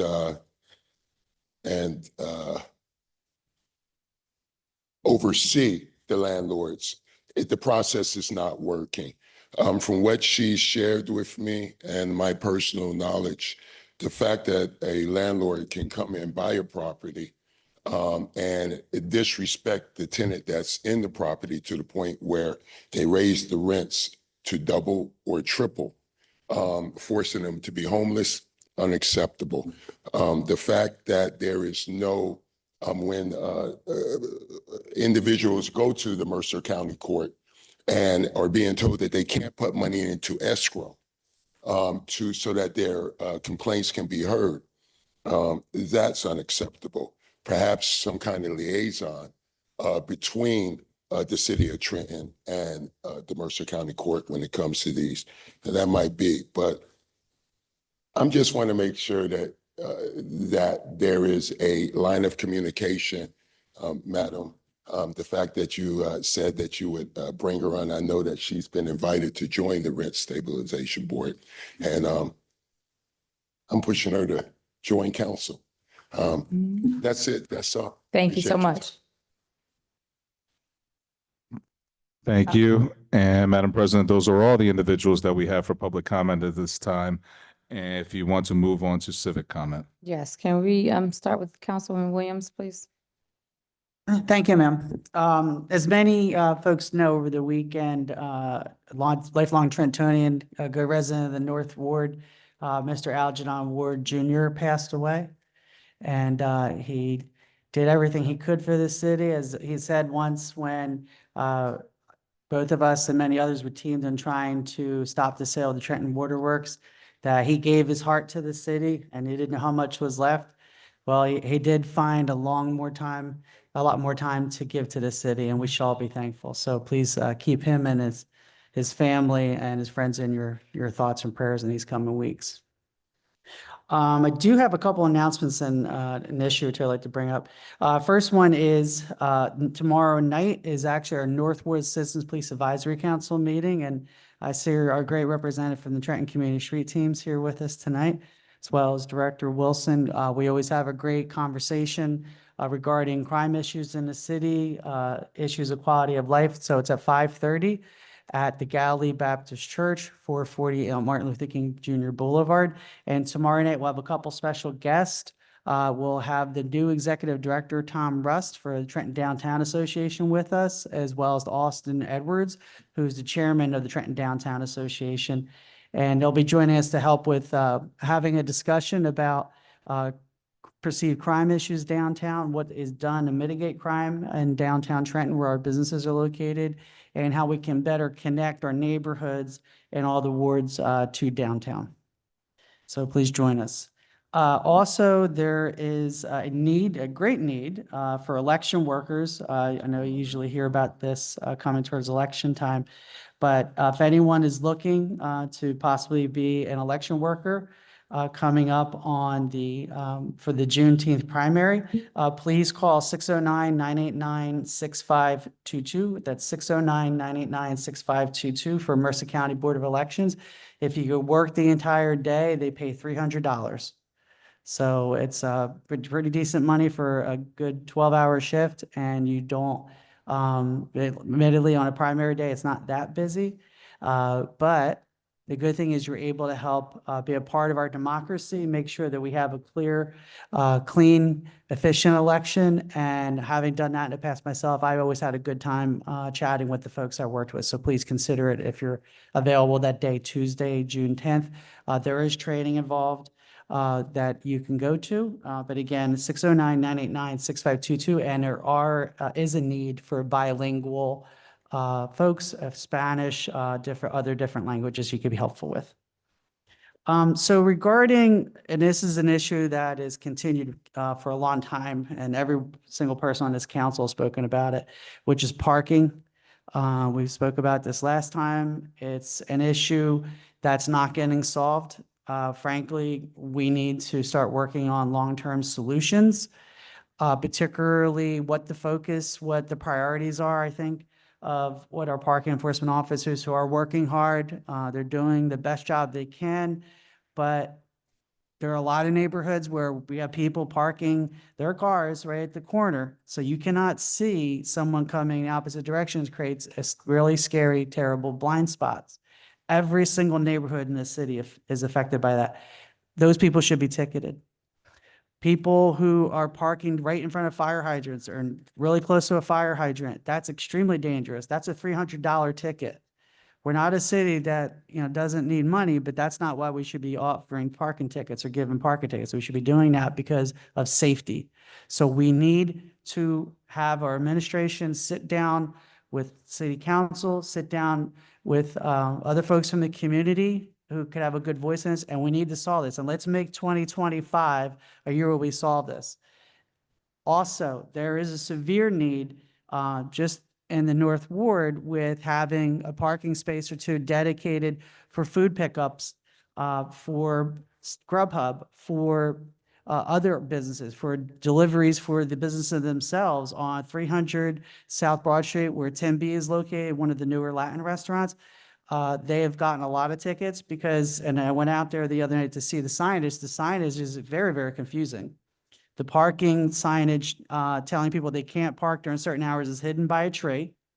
And then what it really does is it doesn't allow people to park during prime breakfast business hours around 8 o'clock in the morning until it's after 9:30. So they lose all that business coming in. It's very difficult for them to take advantage of the courthouse business and all the state workers that do come in, county workers, but that's also downtown. We haven't solved South Warren Street. We have to solve South Warren Street. We have a lot of food businesses. They could be doing so much better. So please, let's get together and work on that this year. Thank you very much, ma'am. God bless, and hopefully see you at the next meeting. Councilman Harrison? How do I start? The last time Algernon Ward was standing at the microphone, he told everybody in this room about how he was feeling and what was going on in his life. Broke everybody's heart. Algernon's truly going to be missed. He fought for the Trenton water. He fought hard in the community all the time for the less fortunate. So Algernon, you truly, truly will be missed. To let everybody know, I have it in my phone here. The viewing is March the 23rd, Campbell Funeral, 1225 Calhoun Street. Viewing is from 4 to 6 p.m. And then Monday, March the 24th, Galilee Baptist Church, 440 Martin Luther King Boulevard. The viewing is 11 a.m. Service is 12. Like I said, Algernon, you truly will be missed. I would like to thank Meals on Wheels for allowing me to volunteer, and a lot of other people. I'd like to thank the volunteers, Mary and Brian, for allowing me to go out there with them and help out in the community. Thank you so much.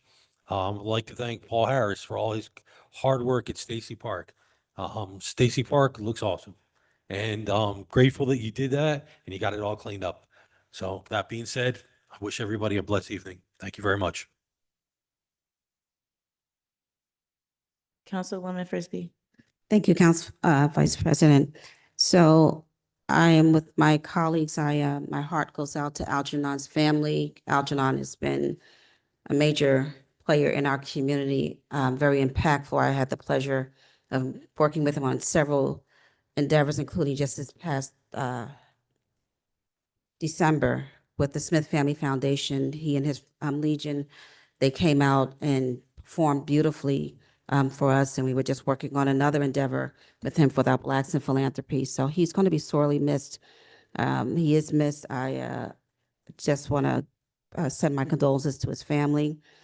On a happier note, I want to say congratulations to the Trenton Area Soup Kitchen. Today marks their 1-year anniversary of serving folks with their food truck. They have served over 37,000 people in their first year, and that is worth celebrating. So congratulations to them. They were out today on Esher Street giving out cupcakes.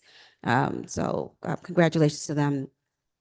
I want to say thank you to all the directors. With my monthly West Ward Community Conversations, I invite and they gladly attend all the directors and then other members of the administration. They come out and they report out to our community what's going on in their various departments. And I just want to say thank you to each one of you who come out or send a representative. You are appreciated.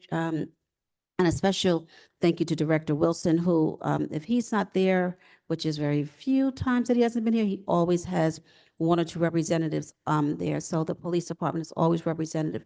But each of the other departments, I want to just say thank you to all the directors, for all of you always taking part in the discussions and educating the community on what's going on in your departments. And I also wanted to say, Stacy Park, I know that there's some hiccups and things that are going on with it, but the Stacy Park looks amazing. It absolutely looks great. Pulling up dead trees, pulling out weeds, dead vegetation. I'm for it. Yes, I am for doing things in decency and in order, but I am also for beautification and giving our community what it stands in need of and what it deserves, and that is a clean, healthy space. And where our community is not worrying about dead trees falling off over on them stumbling over dead trees. It enhances just the life and the community of the life well-being of our community. So thank you for that. And with that, I also want to say on April 26th, I'm having a Sisters Sewing into Sisters at Greater Mount Zion AME Church from 11 a.m. to 2 p.m. That is for any expected mom. If you know of anyone who is expecting a baby, if you are pregnant, please contact me, contact my office, and we would love to tell you more about it. I promise you it's going to be a grand time. And if you missed it last year, you missed a treat, but it will be that much more this year. So with that, I'm going to read a portion of the city's mission statement, which is recognizing that the people of Trenton have made us guardians of the public trust. We are committed to govern with integrity and fiscal responsibility, to seek excellence in the city's operations, and to serve all of the city's people with respect and compassion.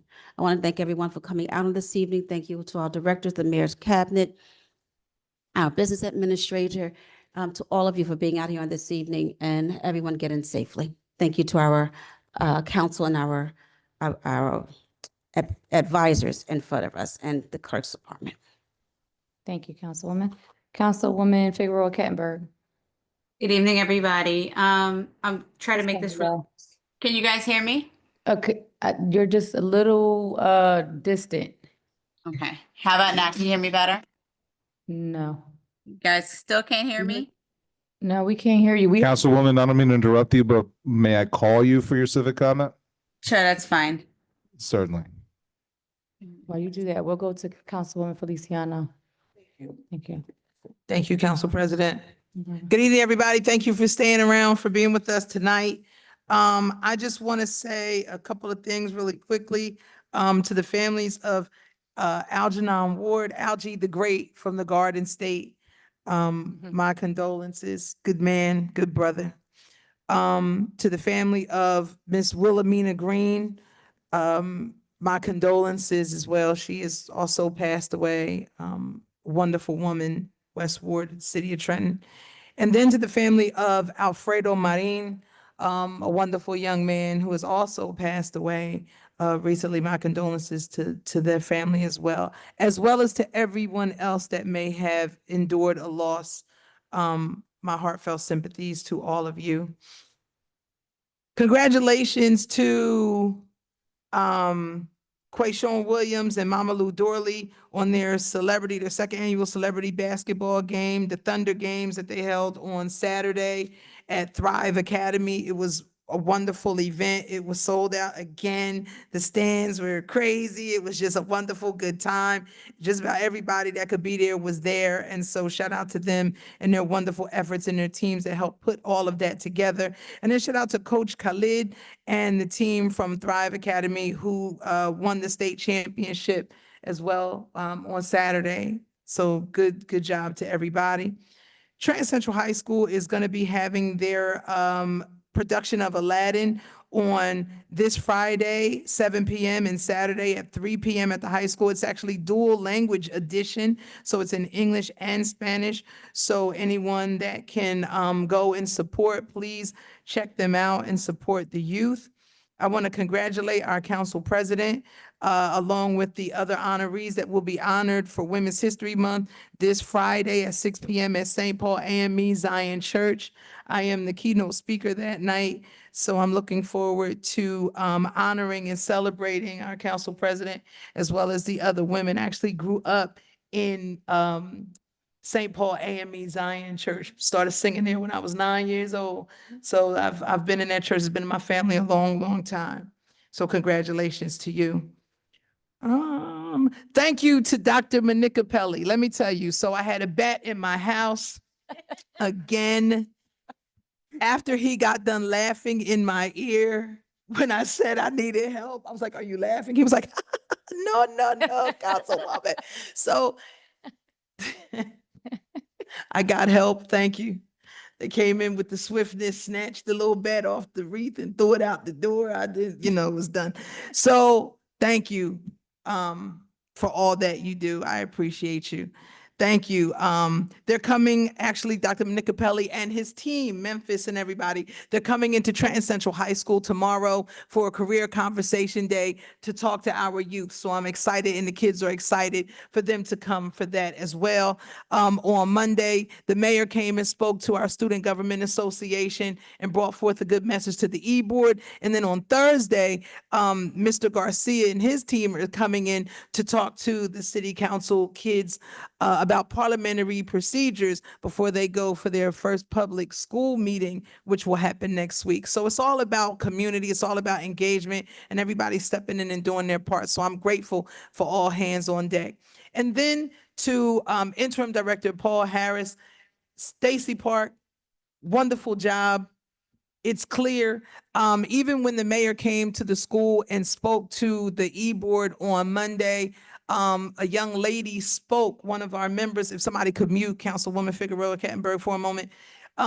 They spoke to the e-board and she even stated that she feels safe now walking along Stacy Park because she can see. And at one time she didn't feel safe, right? And a lot of the neighbors and everything also said the same thing. And again, I will say that as we walked and I was pointing and showing different things about the high stuff that was there over 20 years and everything, the people were actually thanking the mayor and I as we were walking and looking at what was going to be done at some point. Protocol is protocol and procedure is procedure. I do agree with that. And so we have to follow the rules that are in place. And if there are no rules in place, then we need to implement them. And regardless of what may have been historically done, you must correct what has been done so that things like this don't happen again. There are people that are looking to celebrate the city, and then there's others that are looking to tear it down. And nothing that we do will ever be good enough because some folks are just not satisfied. Trenton is a wonderful place. We're on the upswing. We're doing the very best that we can do to make it better. But again, we do have to follow policy and procedure. And if none exists, then we need to create it. Thank you all for coming out tonight. God bless. Thank you. Councilwoman Figueroa Kettenberg.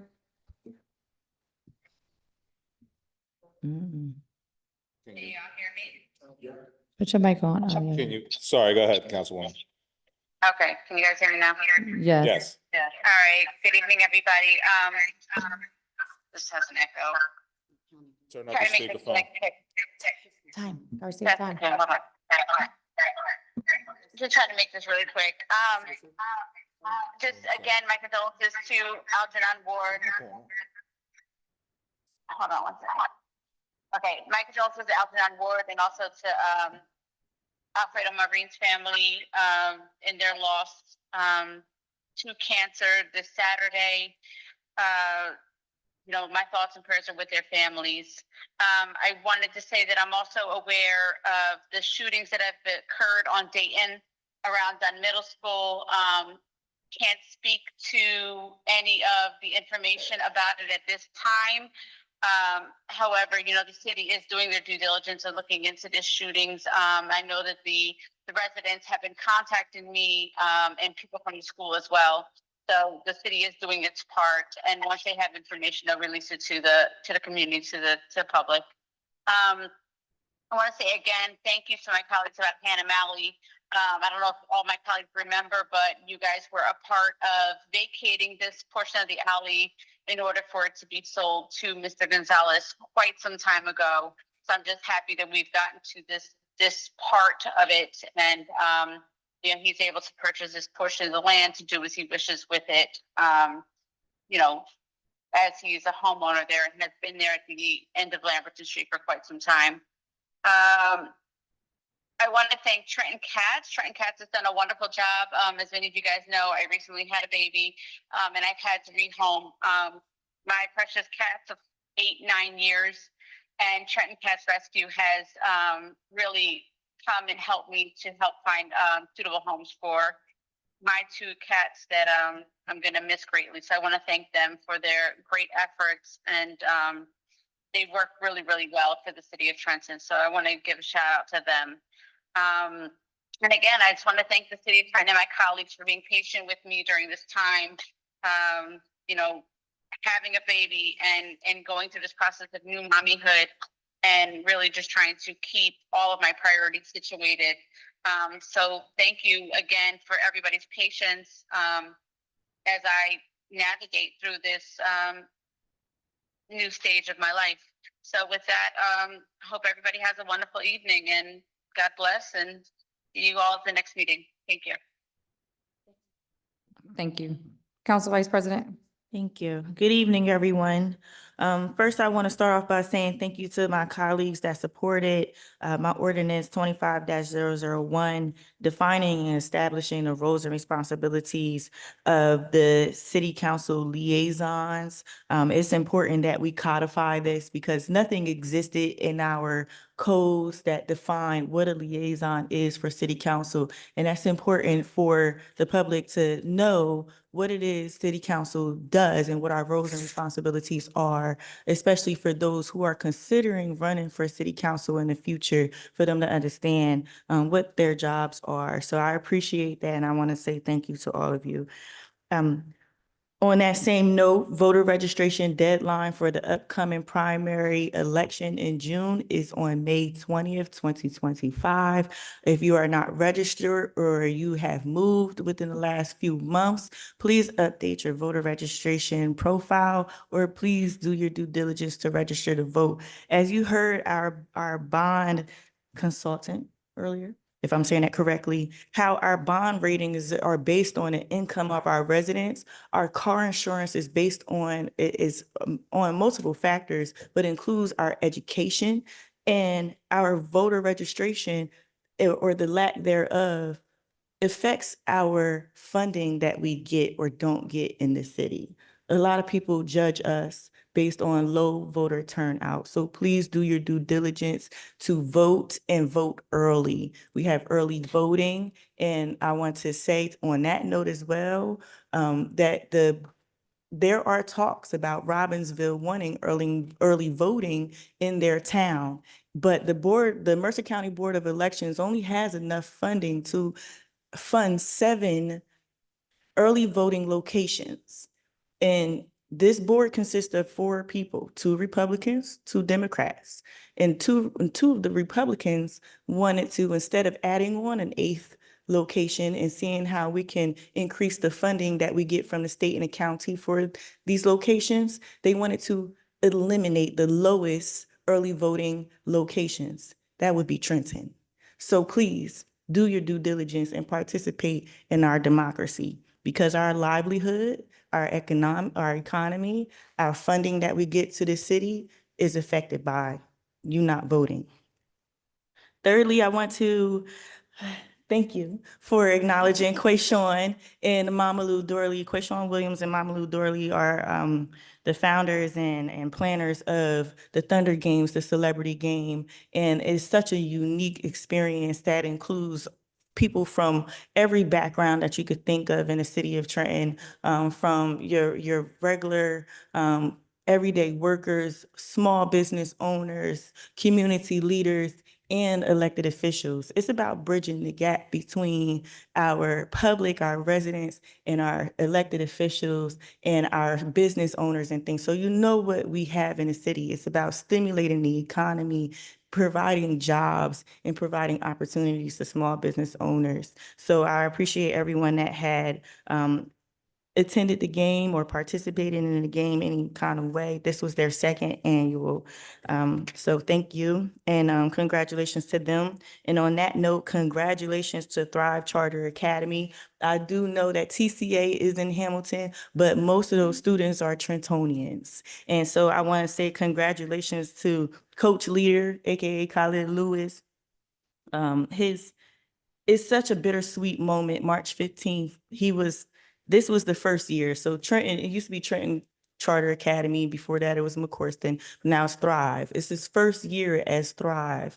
And this was his first head coach position. And this was their first state champion that they won as a rookie coach.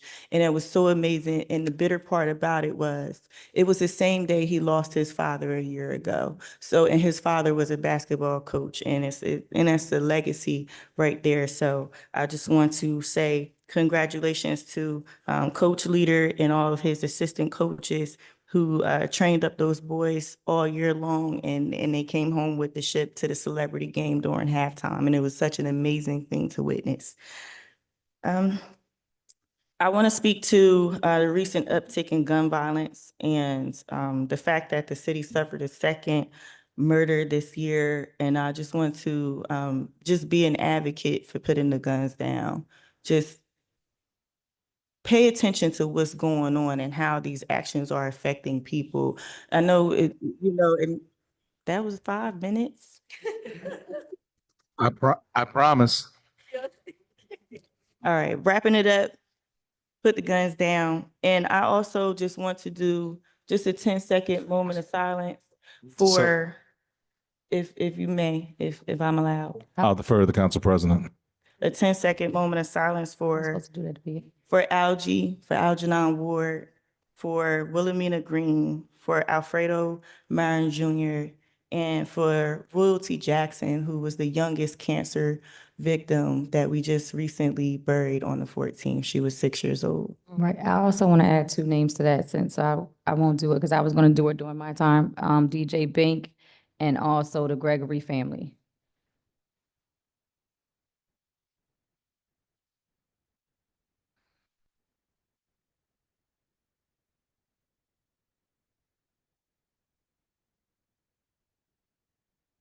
Thank you. Yeah, Council Vice President, I'm gonna, Ms. Frisbee just wanted to make a quick, announcement really fast. So I did not use up all my time, so this is adding, just taking up that little bit of time, but I did want to say thank you to the organizers of the celebrity basketball game for honoring myself and my husband on that day. We couldn't stay for the whole thing, only the first hour and a half, almost 2 hours, but I do thank you for honoring my husband and I. And I do want to wish our council president congratulations on her upcoming honoration. Oh, thank you. You're welcome. So I'm going to be really quickly, but before I begin, I wanted to, you can start my time though. I want, Breon to stand up for me, please. This young man, I just want you all to know that I'm excited to see him here. He's a part of the Upward Bound program. I went and spoke to the kids over there and I spoke to them about getting involved and the duties and roles and responsibilities of council. And I encouraged them to come out and be a part of our process. And so he said he wanted to learn more about his city. He reached out to me afterwards and wanted to come to city council. So I just want to commend you for coming here, listening, and jumping right in. He's actually, they're starting a petition also for changing the lunches at the school. So I just want to say thank you for being present.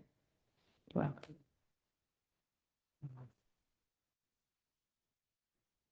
A lot of things have been mentioned already. A big congratulations to everyone who organized the celebrity basketball game. It was a beautiful turnout. Congratulations to Pastor Armstrong on 25 years of his pastoral anniversary. As mentioned earlier, March 25th will be the first meeting for the Rent Stabilization Board. So please come forward and bring some of those concerns to the board so that they are aware of what is going on as far as with the landlords and tenant issues. I also want to say, I know she left, Ms. Shakia. She and I have been in contact a lot, so I've always encouraged her to keep coming forth. And she's actually gotten a group of ladies to share their concerns and everything. So we just want to encourage them to get involved and be a part of that rent stabilization board so they can be advocates for some of our tenants also.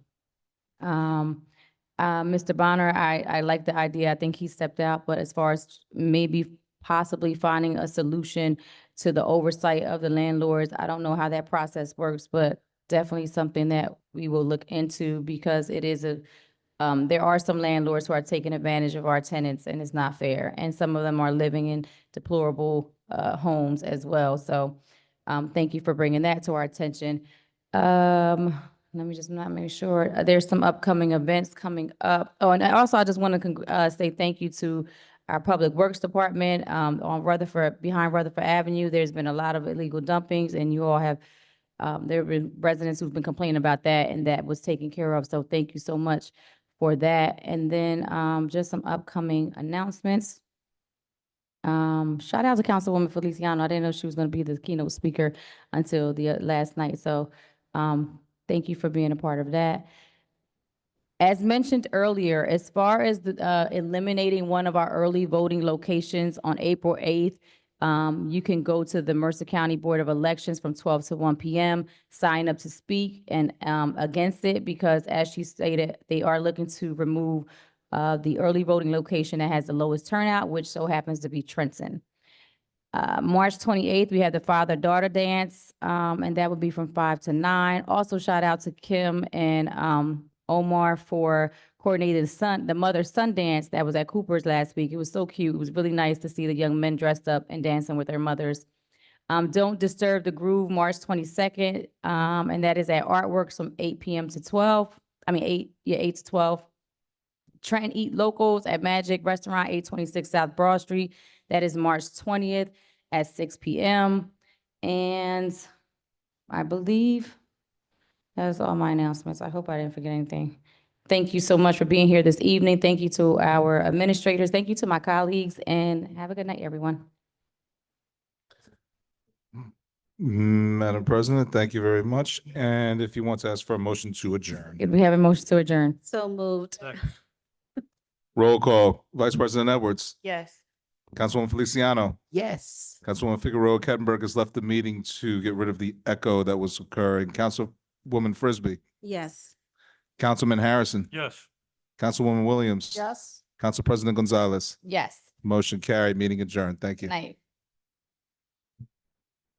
I was trying to get out by 7. Almost at 7.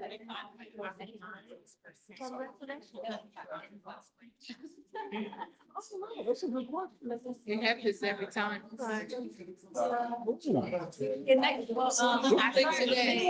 gonna test that tomorrow. We're gonna test that, yeah. Matter of fact.